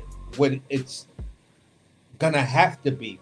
So we don't know how we're late because we're just trying to take it in, not have a knee-jerk reaction, but also try to deliver a solution-oriented theory based on what we know from business and based on what we know as we're following it. Now, me, he just told y'all, I am a businessman. I do consulting work and all of that kind of stuff. But I understand one thing, that the employees make the business. The business don't make the employees make the business. So as long as you got strong employees, then that business is going to grow. The employees are happy because they're going to be paid what their value is, what their market value is, and possibly be paid above their market value because they're delivering on all the tangibles to make the company grow per quarter. So that's what the fighters are to me. The fighters are my employee. My business isn't shit without them. I can't run all of this by myself. So what I'm trying to figure out is for the fans, so we can have a clear-eyed understanding of what we'll be looking at, what we can judge the fight on, and stuff like that, because there's a real dynamic that may say something like this. What if Opetaia gets knocked out? Does he lose his belt if the belt is on the line like that? Does this other guy who's clearly signed to Zuffa, does he become the champ? And how does that work? How does the belt transfer? These are all types of things that we just don't know because they've negotiated that shit. I don't know. Maybe it's one of those fights that we've seen before where two fighters, I think it's the involuntary or voluntary fight, where I'm just fighting you just because my belt is not on the line. You knocked me out, but I'm still champion. So this is a weird dynamic. Yes, we know the belt is on the line, but now we don't. Is it transferable to the Zuffa fighter? Once the Zuffa fighter wins the fight, who pays those sanctioning fees then? What happens now that this real belt is just came in and it's doing this stuff to this company that's brand new, and it's not a sanctioning body; it's a promotional company. So this cannot be, it's like, if that's the case, and we are fans of boxing, then this shit is just a fucking exhibition match for a belt. Because you're a promotional company, you can't sanction a fight. Yeah, because think about it. The question you raised, which I raised, it's like if the IBF is gonna put their foot down and that is the IBF champion and that belt is up for grabs, who's to say you can't circumvent and fix a fight? Because shit, somebody, like, it's proven record that somebody will take a punch to go out of there. But like Brandon Glenn, we would have to look at his history and see where he ranked with the IBF before. So if he's able to go over, because he's the dance partner, he's not the A side, he's not the attraction, he's the guy that they're bringing in to showcase, because Opetaia is the rising star. So Glenn is the winner. What he did automatically, he can just come over like he get to jump outside of Zuffa, and then now I'm the IBF Cruiserweight guy. Like, all roads lead through me. All this is new. Like, who is talking about this aspect and like how it's fucking up boxing? The IBF is one of the most strictest. How do we know? Because they stripped Opetaia before. So either it's like, listen, we still have answers, or B, it's something we always talk about. What I talk about with all these guys, which is, I'm sad to say this, but is it some bigger picture type stuff? Because it's real ironic how it was an attack on the WBC. They're like, it's a slight attack on the IBF, and I only look at the chess pieces there because Opetaia was known, and that's kind of hard coming from where he coming from, who he is, and where he's from, to come to where it's like people actually want to see him fight. It's like, obviously his skills like warrant attention. But for him to come out of nowhere and do this, and to rise up in the IBF once again, to be reduced to a promoter sanctioned fight, where if you know anything about business, you know that that's a conflict of interest. If I'm getting the whole bag and I can slice up the pie however I want. Somebody getting stuck. So now that if Glenn, let's just say, because this is boxing, right? Because it's not fixed, right? And we're saying this is a fair fight and they found the best that they can do, whatever. But you're brought over as being the op for this guy on this fledgling. Can we say it's fledgling? Why? Laws haven't even been mandated. It hasn't been established. It is not even as deep and as like soluble as pro box. If Glanton is to win that IBF, so now all the cruiserweights at IBF gotta bow down to Glanton? Like, it raises a lot of questions, man. Yeah, for me, it just raises too many questions because it just makes makes me want to feel like, okay, can someone just drop a statement on the devil in the details for me? Because my mind is trying to find that. I'm searching for it. It's like I'm in a room looking for a scrap piece of paper and in a room of confetti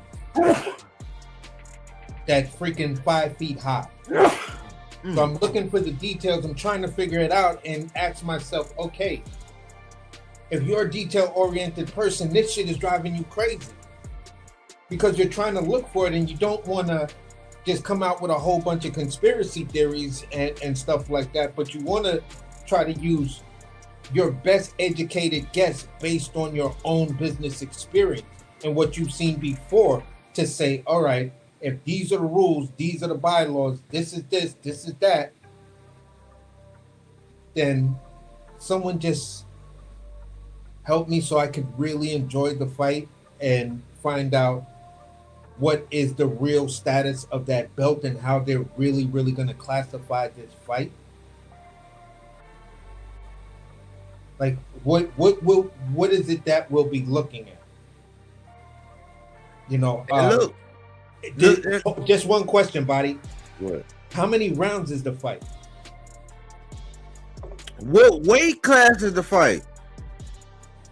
Exactly. So You see what I'm saying? Like, cause Yeah. they done away with every other weight class. Like, they went back to the original. Now that is a positive, where it's like, yeah, you can't really, yeah, you gotta be in your right weight class. Like the way people are able to shrink down, yeah, that gotta be calculated. But like, we got too many questions. It's the wild, wild west, bro. Yeah. So it just, like, if the IBF, if the IBF has conceded to do this, man, like they are really doing a great job. Like, when you look at the art of war, like me going into the army when I was 17, I can't help it. I think like a criminal. I think like a crook. I went straight to the army at 17. I didn't turn 18 until December 20th, 1998. I went in August. So I've been thinking militant the whole time. So I think like war. Like, it's a war on the sanctioning bodies, bro. Like, you can't even. So if the IBF, this is what I'm gonna leave with. This is what I'm gonna land with right here. If the IBF compromise and allow him to go over to Zuffa, a promotional company, and I don't care. I want Ja to make as much money as he can. That's not the point. I'm just saying, like, what do we have here if a sanctioning body actually compromise and let him go over to a promotional-led company and defend that belt? Like, what? With Bud doing what he did, with Shakur doing what he did, with Opetaia doing what he did, let's not look at it like, oh, you got something against Bud. Oh, you definitely got something against Shakur. And a guy now who Milk Dud Head, whoever that was, said, I don't know nothing about Opetaia. Now I got something against Opetaia when I'm concerned for one of my guys, David Benavidez, to fight him. If the IBF compromised, what are we witnessing in the sport of boxing?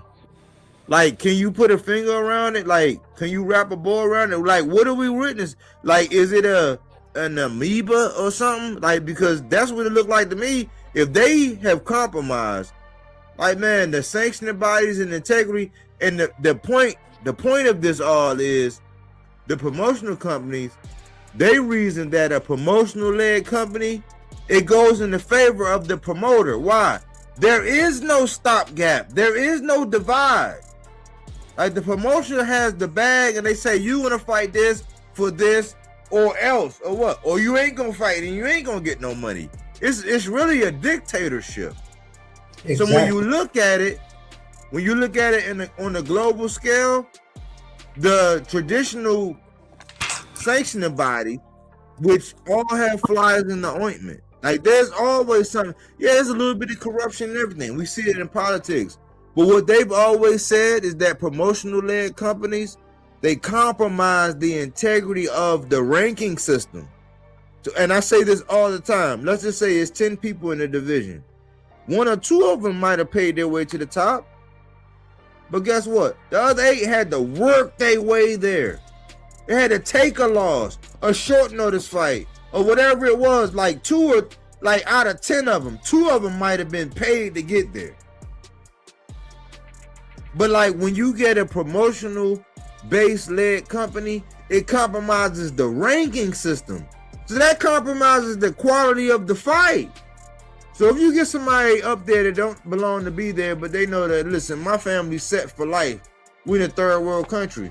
We can ready to get $3 million, which will last me, my cousins and all that. We'll last forever. Like, and then I'll get 2 or 3 more of these fights where I might not make $3 million, but I might make $1 million. It compromises everything, y'all. It's a bigger picture is what we're trying to get at. And I'll land right there. Yeah, and for me,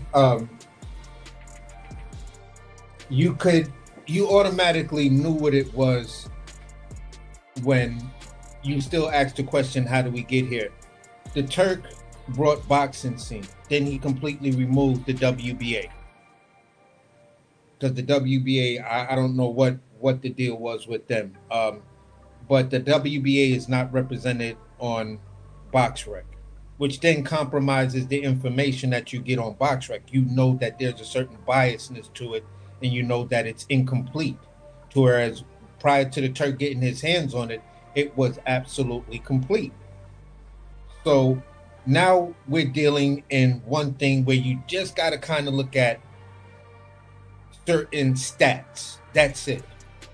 You know, you got to just keep it stat based, because to try to find other information and make relevant arguments on it, it will fall short as some sort of weird biasness because it's incomplete and it's misinformation. So when you look at things like that, and then you're asking yourself, all right, if Opetaia is compromised, and not Opetaia, if the IBF is compromised, right? Then Right. up under the IBF, right? And we're talking about the Muhammad Ali Act, to whereas the sanctioning bodies have to adhere to the Muhammad Ali Act because it's federal law. It protects the fighters. You know what I'm saying? If Zuffa would have went out and said, okay, we're establishing a ranking system, which pretty much they brought they pretty much brought a ranking system, because the BoxRec has a world ranking, and it has your country's ranking. So they pretty much brought a ranking system. You also need the ability to sanction a fight. Well, if we're not coming in as a sanctioning body and we're the promotional company, then for the very same reason that the Muhammad Ali Act was created, to protect the fighters, so the promoters and sanctioning bodies don't rip off the fighter. Now you've got all of that entity in one individual or a handful of individuals that just sit at the top, and they now dictate to you your pay. You fight at this level, you're going to make $50,000. You fight at this level, you're going to make a little bit more money. You become a champ, we're going to pay you $750,000. $750,000. We'll give you some sort of health care to whereas your license is now, you're only licensed for 1 year. And every year you have to redo your license to whereas under the sanctioning bodies, you had 4 years. Every 4 years you renew your boxing license. Is that good or bad? We don't know. But for $750,000 and they expect you to fight because losses and bad performance will get you benched because that's what they're saying it is. No Mickey Mouse fights in that shit. Then at the end of the day, they're forcing you to go in there, rock'em sock'em robot, healthy or not. So you're putting your protections by the Professional Boxing Safety Act of 1996. You're putting that at jeopardy. You're putting your rights to negotiate on your own behalf under the mercy of a handful of guys. So this is the reason why I couldn't really find myself supporting TKO promotions or Zuffa like that, and why for me I for some reason immediately latched on to Pro Box. I just loved it from the beginning. You know what I'm saying? And then I'm hearing people like Rashidi and all of these other fighters that people wanted to write off, but I was saying the dude only lost once or whatever the case may be. It's still a great fighter. Go to fucking Pro Box, build yourself up. You know what I'm saying? So exactly, it has its purpose. And Pro Box is saying we want to put on championship fights. Pro Box has already produced one champion and a couple of champions in the making. You know what I'm saying? So at the end of the day, it's viable. It's something that I could sit down, watch. I don't have to know everybody's name. I don't even care if I know everybody's name. I'd rather not for Pro Box because I just get to just appreciate the fight without the build-ups and then everybody's talking the weird shit. Pro Box announced a card. You know, you may see some of the purest of the purists. You know what I'm saying? That make their living in the boxing content creating space, and there's nothing wrong with that. I appreciate them because they inform me as well. So what I'm saying is they'll be the guys that'll break those fights down. And when you breaking down fighters like that, there's no room for biasness. You're just telling it as it is, because when these two dudes get in the ring, 9.99% of the time out of 10, you're getting great fights. Like, oh, that was a good ass fight. Wow, I gotta see how this one's gonna be scored. I don't know. That shit was close. Damn. So you appreciate that. Zuffa, we've heard they had some good scraps, but they brought in names that'll give you the good scraps. It wasn't like two, relative unknowns that are fighting to make their name. They're hungry. So it's in a weird space, and it's like, all right, I'm trying to give you time. I'm trying to really understand how you're going to work this thing out. But I think, for me, Opetaia might be making a mistake. And on the opposite side, Zuffa, TKO Promotions, y'all could have partnered with the IBF or brought back an old belt, IBA or some weird shit like that. Brought back that old belt, reestablished that sanctioning body, and now we wouldn't have issue. Your thing would be a lot more viable. Then we could really understand and support the pipeline to the Ring magazine or to the Ring belt. You know what I'm saying? Just as long as you start to give the Ring belt its proper legitimacy, because every fight, once you get there, is not genuinely a lineal fight. And that's the whole thing that I'm weird with now with the whole Ring thing, because it's like you're separating yourself from the tradition of lineal championship now to just reestablish your what what would be deemed the undisputed belt, aka the ring belts. Your lower champions, they fight for the TKO Zuffa. You're that. Once you get to that ring status, now we're saying, or they may be saying, or this is what it's telegraphed to look like to me, is they're saying that this is our version of undisputed. Going way back to like back in the days where there was only one belt and one undisputed champion. If that's the case, I really don't have an issue with that because I love the concept. One belt, one face, one name. That's why I latched on to Wilder as a fan of his, because that was his living mantra. But outside of that, can we do it in a space that makes it legitimate? That gives it legitimacy. And I think your best bet is to stop trying to work against the bigger machine, because you can throw all the money you want at it. It still doesn't make it what this is. Because on this side, the big machine, we got a Pro Box. We got all of those other cards that happen in Huntington that Opetaia is getting ready to fight for. We've got the Olympics. We've got so many different things that are tradition. But you're trying to come in and break that tradition and make your own rules, which then is probably going to put you on the outcast. And you're trying to throw so much money at it by buying corporate favors and things like that, that you're going to come to a point where the boxing fans are just going to start to rebel and get upset because the voices are going to become louder and louder. Why are you trying to fuck up regular boxing? And 3 fighters and a possible is not going to be enough to convince everybody, because one of them we're looking at a bit shaky these days because we're seeing what's going on. We're seeing how they're manufacturing you. So you might need more people for us to believe you.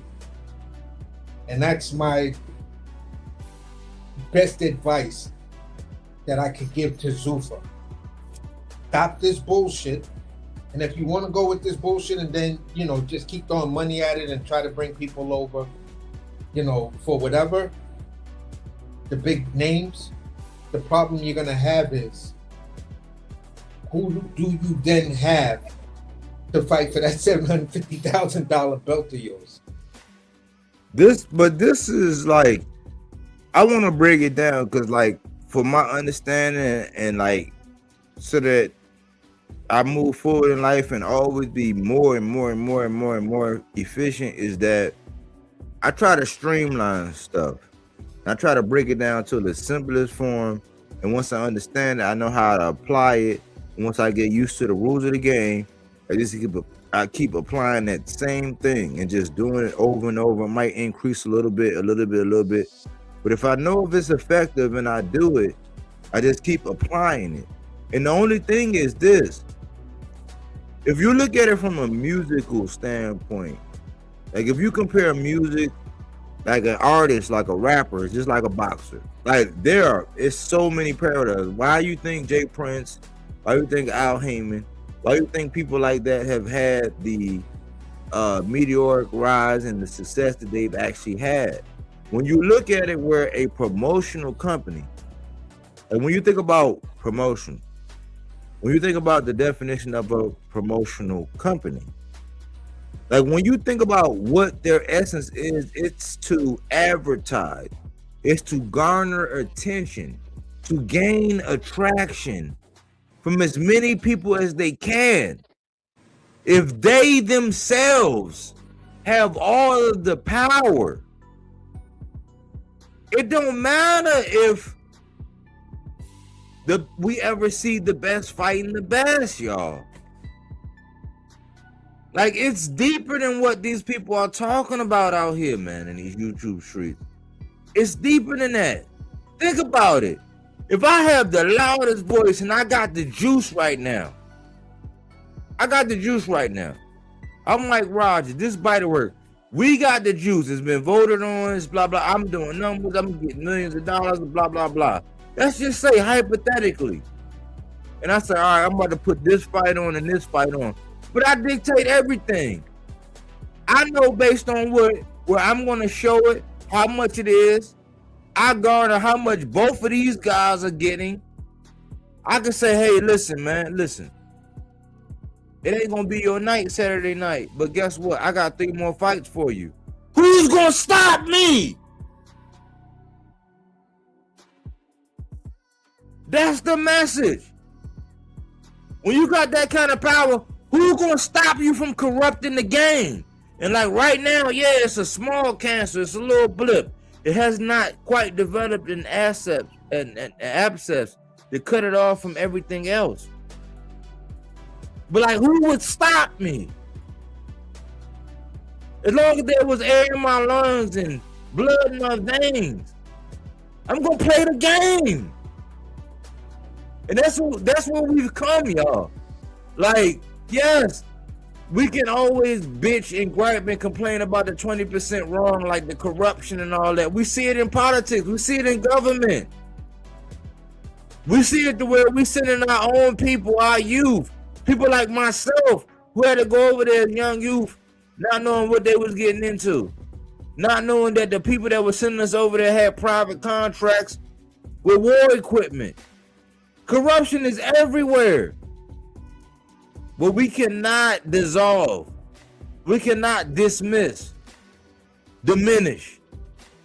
With the sanctioning bodies and everybody who, like, yes, they have a ranking system. Let's just say 10 to 20% of that is corrupt. 80% is not. It's 80% of it is people working their way up. But online, only 20% of people want to talk about the 80% of the people that's getting misdone, who's not getting their opportunities. So the bigger picture is, if you are a promotional company, just like artists, if I had the gift of gab, if I had the world on lock, if I had the world as my oyster right now, and I told you this artist is the best artist, it don't matter who I have co-feature or co-promote or whatever, it's always going to be in the interest of my best artist, my top guy. And let's not act like we don't have history as to this shit failing. Why was Ngannou over there looking for originally Deontay Wilder? But he wound up beating a Tyson Fury and then getting knocked out by an AJ. Y'all want us to forget that type shit. But this model, the guy who's heading all this, the guy who's on camera punching their wife, who y'all want to get behind, yet it's another little guy who's never been convicted of doing none of that shit, and y'all just ride with it. We gotta look at the bigger picture. If they're looking at the bigger picture, we gotta look at it.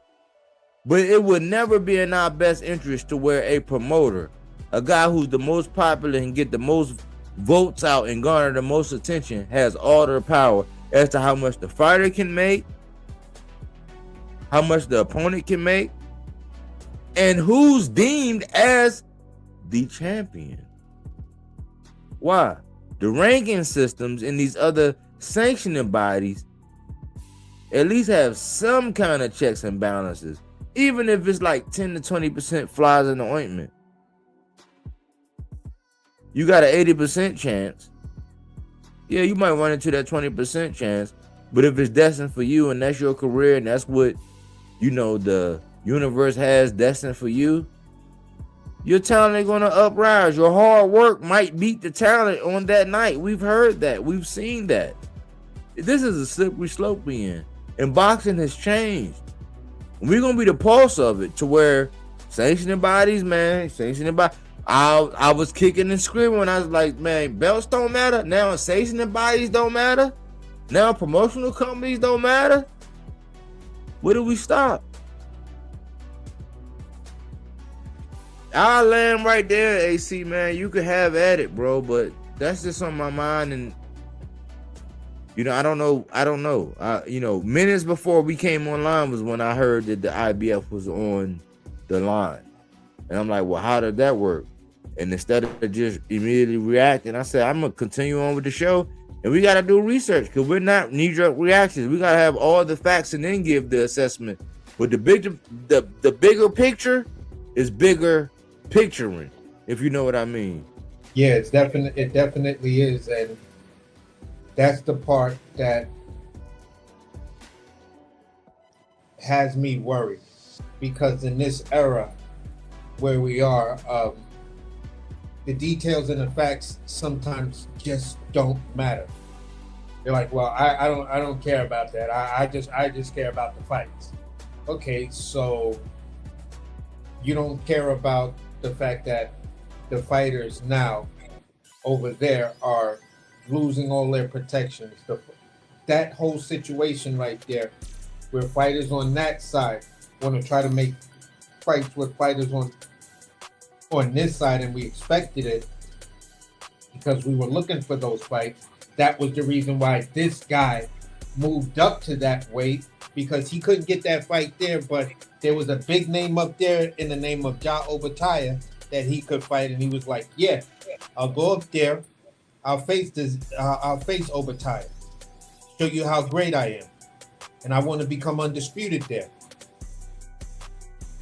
Either way, you might be throwing a wrench in that man's plan because of your plans of chasing a bag. You can get the same bag as long as you perform. And to answer old boy's question that was like, who do you guys think wins the fight? Honestly, I don't know.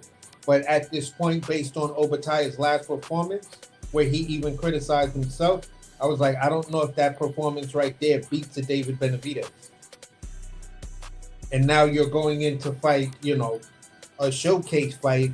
I'm asking myself again, if you should be, now that we know you're retaining your belt, we don't know the details of what happens after, with the effects after the fight or anything. That shit will probably come out, or we may never know. But the issue is, will you fight Benavidez? How are you and Benavidez going to make that unification? Because we're just dealing with one. Now we have to deal with the other ones. And they're going to say, well, if he's going to unify, he's going to unify over on this side and not on that Zuffa shit. You guys bent the knee to that, not us. So it's more to be said. It's more to come out. This is the type of situation to whereas you're watching mushrooms grow. You just got to come back every once in a while and just see the progress and understand the dynamic of what you're looking at. So is there anything definitive to say right now? No. Is there any concrete evidence to give right now and in support or whatever? No, I'm just giving you my opinion. I think he might be making a mistake because you told us X, Y, and Z, but now this thing is in the way. But now y'all somehow found a comfortable place to negotiate, but we don't know at that point, how does that affect that Zuffa belt now? So it's just gonna be the type of thing that it just has to end in I don't know. I know what I know, and I know what I don't know. And I know for a fact I don't know all the situations to this. I do not know all the details to this. I don't know much about nothing concerning this, but what comes out and is, presented. And then we have to try to take that and build on this. But the big picture part, as I keep looking back and understanding the plays and these bigger networks dropping boxing, from the sanctioning boxing, and now they want to pick up, the Zuffa boxing and stuff like that. That's something that's a bit like, I got to keep my eye on that thing over there because it wasn't supposed to shine like that and catch my attention, but it did. And now it's like, what the fuck was that? That's the reaction. Like I saw it and was like, hold up, the fuck was that? What am I looking at here? You know, so No, but it's too much. It's too much. But see, I mean, man, like you a businessman, bro. Like, so I like me. I don't want this to like go over nobody's head. But like, if you're not business minded, you're not looking at it like, you gotta look at it from both perspectives. You gotta look at it like the attraction, the talent, getting the money. But then you gotta also look at like, okay, if you're looking at it from that perspective, it's gonna force you to look at the opposite end. The people that are actually giving you the money.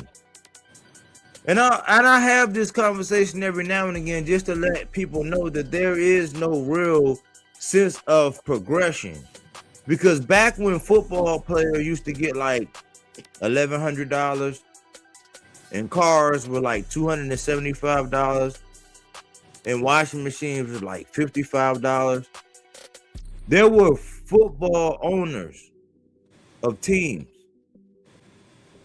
who could pay people $1,100 to $1,700 a week, and it was killing everything on the market. But a car costs $275.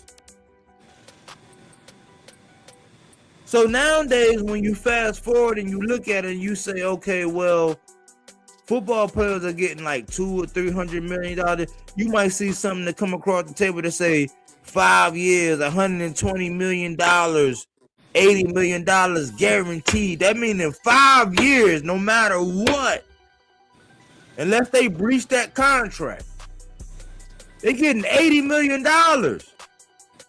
It don't matter what the guarantee is. Like, it matters like, yeah, in these years, this is what the guarantee is. It don't matter what the whole contract is. It means that that's what they're getting. If I put myself in a situation where I'm the loudest, most convincing voice that dictates who fights who, aka matchmaking, who makes what, that's your salary for you getting in the ring and getting hit in the head. And I can dictate who will be my champion. There are no checks and balances. So it's deeper than whether or not you want something new in boxing.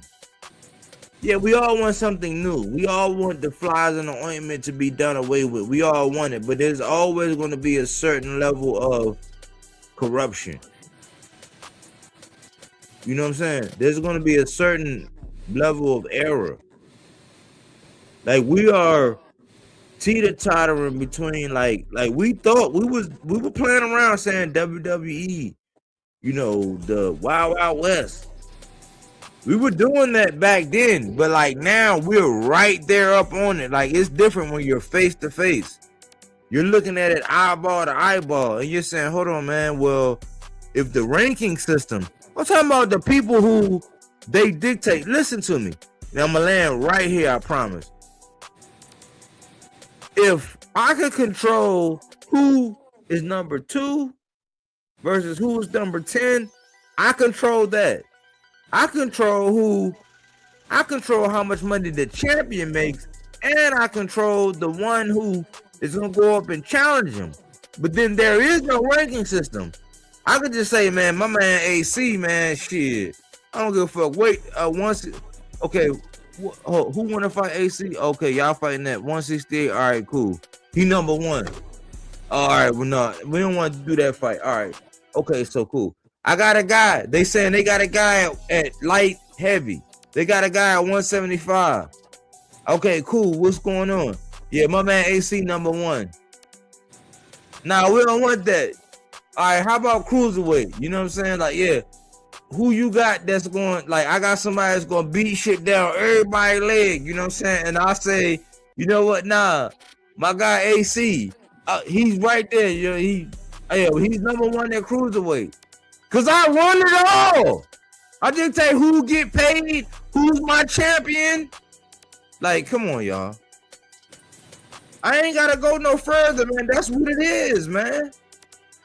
And if Ja Opetaia defends this belt on Zuffa and the IBF is up for stakes, we cook, chef. Yeah, I'm man. right there. Yeah, because like it's just a simple question. You work at a company. You go to the company picnic, right?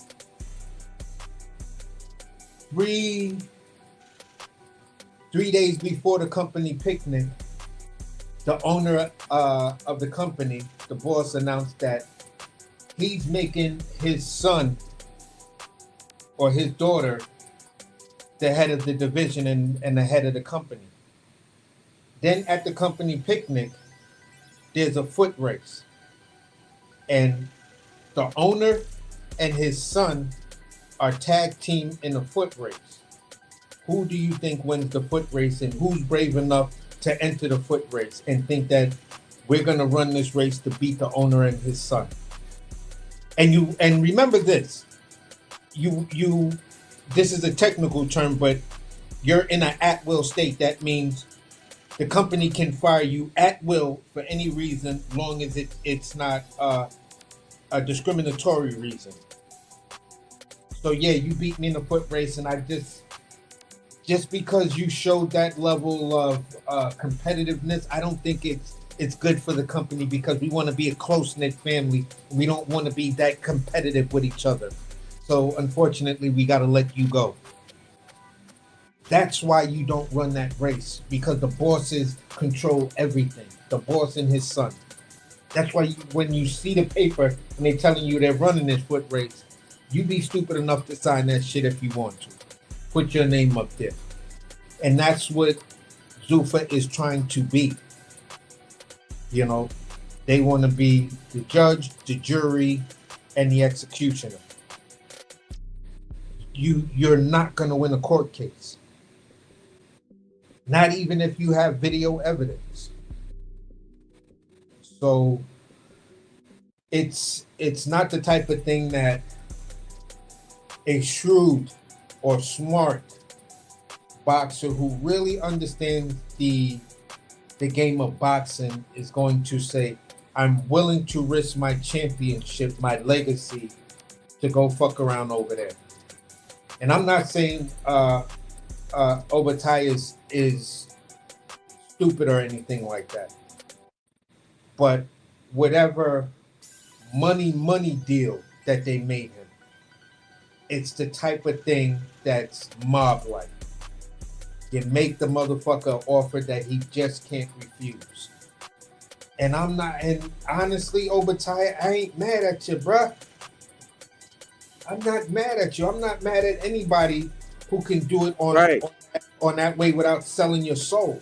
Talk that shit, AC. That's what I want to be heard, man. Say that shit again, bro. Rewind that shit. Say that shit one more time, bro. Again, it's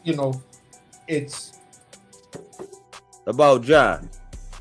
It's basically saying this about Ja. Nobody's mad at you for going to get that bag. If they made that offer, you just can't refuse. You didn't compromise who you are. You didn't compromise anybody, so nobody got no problem with that.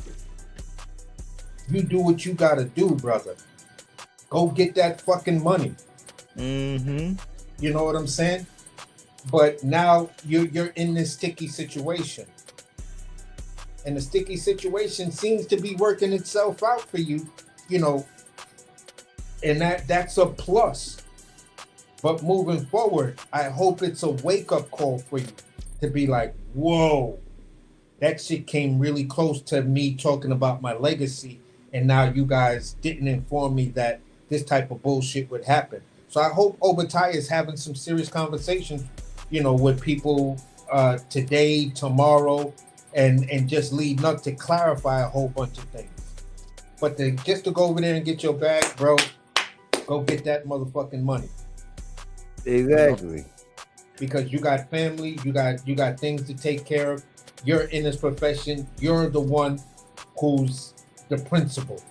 You're the one who gets punched in the fucking head and punched in the face for a living. So we have to respect that. So that's, for me, that's where overall I'm gonna land it. Because again, I know what I know and I know what I don't know. And I don't know enough. I know enough about this situation to speak on certain points where I'm right, but I don't know enough about this whole situation to be absolutely sure that I'm wrong.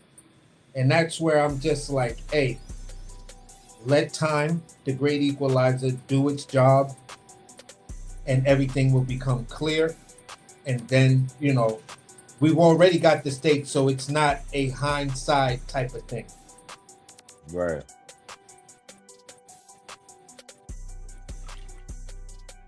Well, good, man. I think we had a good cook, man, and some information came out right before we went live, and very thorough.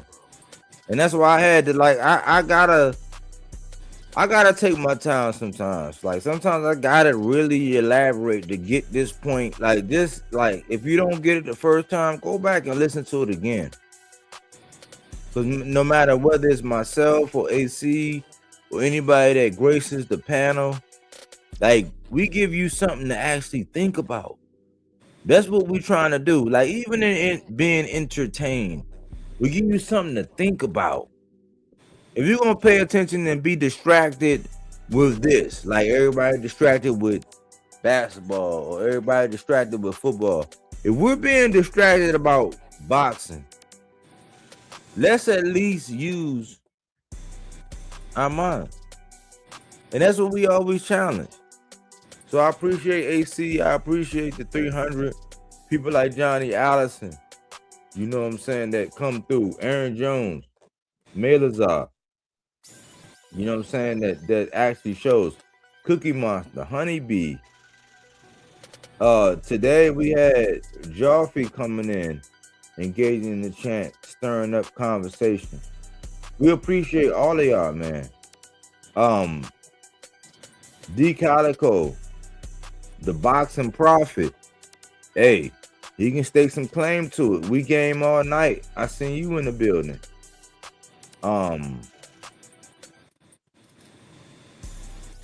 Stone Y. Who else? I want to give a shout out to everybody. Thank you for that super chat, Johnny Allison, man. It means a lot. For real, for real. Milkshake. With that silly ass comment. Even though we gave you your just due. SW Fish Show, Easily Baked, was in the building. Easily Baked, a regular on the channel. And Cookie Monster as always. Gotta love some Cookie Monster, man. The channel don't know, Bodywork don't know, Mike Rogers don't know where they would be without Cookie Monster. It's thunderstruck where I am. Fire. See you guys. 100. I appreciate you, Johnny Allison, man. Hey, I know fatherhood is treating you right, man. Hey, enjoy them times, man. You know what I'm saying? Impact your role. You know, make your imprint. Leave your stamp, brother. I appreciate all the support and engagement, man. And stay tuned, man. Holla at us, man. But AC, man, I think we did this one justice, man. At least we put something on everybody's minds, and we had a time to, like, miss boxing a little bit. Listen, I wanted to step away, but I said nah, and then I had Cookie Monster in my ear saying, no, you gotta keep going and you gotta do it. So I had to keep leaving them with something. I didn't compromise what we had planned on talking about, but like boxing, it's in a weird stance, and I'm trying to cater to and accentuate the positive and the good fights that we having, but like boxing is in a weird place. And with the powers that be pushing it in these different areas, I don't know where we're headed. But I appreciate all your contributions, AC. How you want to land, brother? Man, this was something that was on my mind, something that I was following and things like that. And like I said originally, I was going to just put it in one of my rants and everything. But the mere fact that we were able to cook on the whole topic just, made it more impactful and more relevant, and I got to hear different perspectives, although for the most part me and Body's perspective are in line, but to see what you guys are saying in the comment section, we're all following it, and for some of us it's a serious concern, because we care about the fighters, we care about the sport, and it's not a sport without the fighters. And hopefully, we're the type of boxing fans that want to make sure our fighters are going into the fight safe, they leave the fight safe, and they're just safe in general, because we're fans of them, and they're in a very brutal sport. So with that being said, in the concussion game, the smallest details actually matter, because some of those small details could end a person's life or put a person in serious jeopardy or serious injury. So with that being said, boxing is a sport that I appreciate. I grew up with it.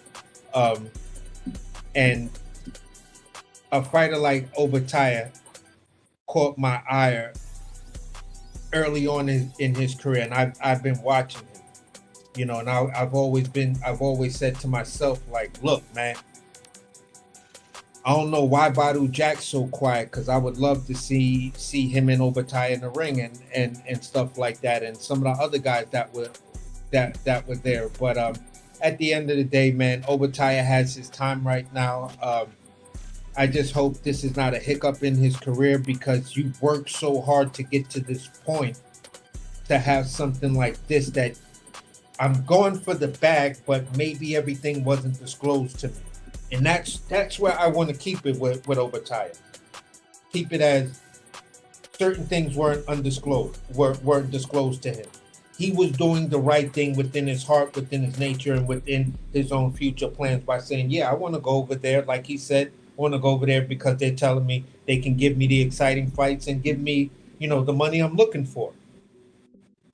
So, okay, they go over there and explore. But if that means that this other thing is in jeopardy, then you might have to reevaluate that. So with that being said, that's where I landed. Everything is just let time do its job. The stake is in the ground. Whatever happens, if I was completely wrong here, time will let me know. If I was completely right, time will let me know. Like I said, I know what I know, and I know what I don't know. And that's where I'll end it. Great show, Body.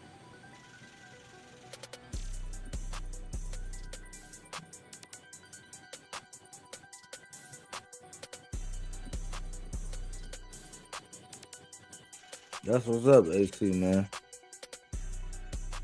It's ironic, man.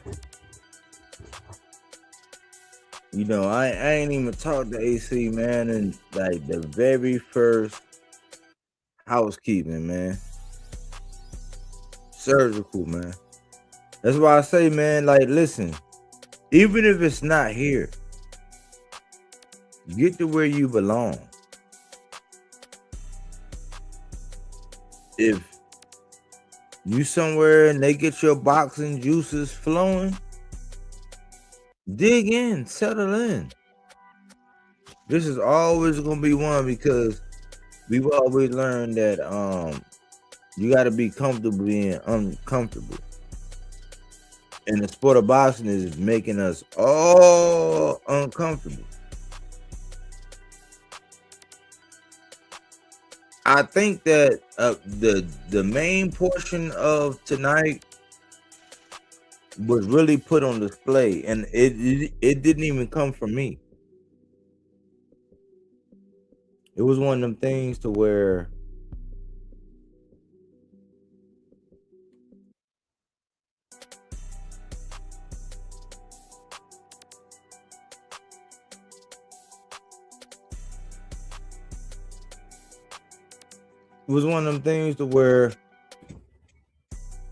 I totally agree, and I was thinking the same thing.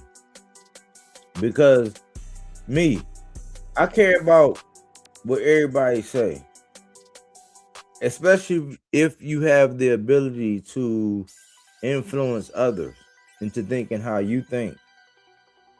Somebody said something, and I'm glad AC was the one who said it before me, to where it's like, Opetaia, you gotta do whatever you think is great for you and yours.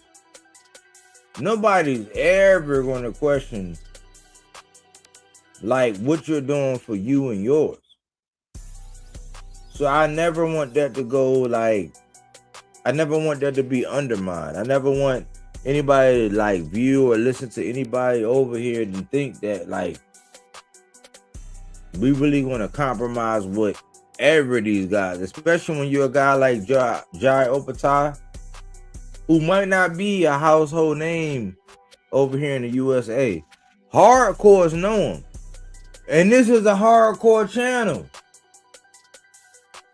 So it's like, miss us with the whole Jai Opetaia hate or whatever. Like, we have concerns for David Benavidez going to go see that man. So what does that say? That's not the point. That's parking lot, all of that. We're questioning how these sanctioning bodies are moving.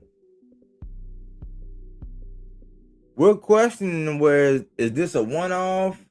Is it a compromise?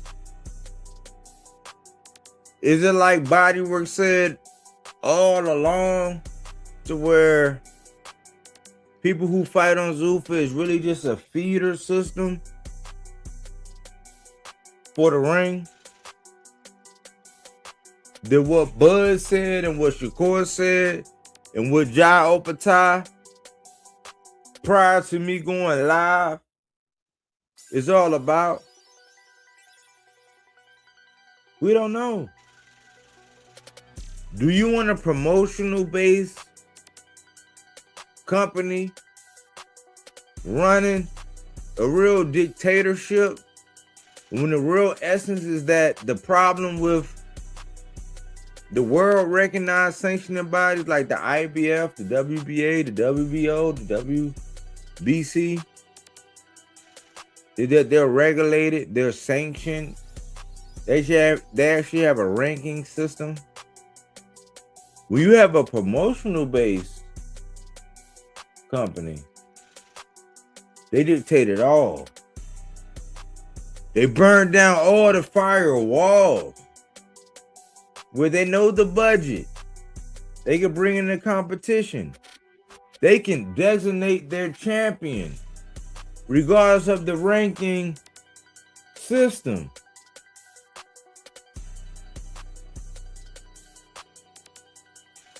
Pick your poison, blue or red. Pill for pill. That's the bigger question. It's not what y'all doing for his family and how he maneuvering. Get your money, little duffel bag boy. Not for nothing. We'll never make no noise. We're here to talk that boxing talk. Hold you accountable. We want to know the length, the width, the breadth, the depth, the buoyancy, the capacity, the volume. We're putting them all on the scale. Boxing conversations ain't going nowhere. Fruits and veggies, not that Reggie, that fact-based content, not opinion-based. Who's late? When we talking about it in real time, mate. Silence is consent. Meaning that all it takes is for evil to prevail. It's for men and women to remain silent. So we speak to the things that need to be spoken to in the sport of boxing. We don't keep it toxic. We follow what's going on in the ring, and we follow what's going on outside as it requires it. This is that boxing, that real talk. And I find it funny how, I'm not even going to say that. I'm just going to ask, if you want to debate, you want to have a real conversation, holla at me. I promise you, the mute button is broke. I think we got a nice little squad now to where the panels be live, the panels be lit. And listen, you want to get on, you want to be a part, you want to be an affiliate, you want to guest star, Bodywork Boxing, 24/7, gmail.com. Holla at me. You catching this on a playback? Talk to me, holler at me. I'll talk back. This is Bodywork Boxing. Nothing but facts. And I think we did this one justice. It's not over. You know what I'm saying? It's not over. It's not over, AJ. The link is out there, bro. It's Friday night. I ain't got nothing to do. I'm on the prowl. We talking that boxing talk. So, I always say don't threaten me with a good time, man. You know, I can talk that boxing all day and all night, man. I just think that we gotta start really questioning like this new era and what's really going on with a certain entity. Because where it's going to lead us. It was the same thing I was saying when I was talking about the Trojan horse. The same exact thing. And golly, they happen to be cousins. Anyway, man, hey, if he is defending his IBF and he go out there and make a statement against Brandon Gladden, okay, cool. When it comes down to Opetaia, we was never hating on you. Oh. Thanks for choosing Bodywork Boxing. But we don't take things for face value. We do that body work.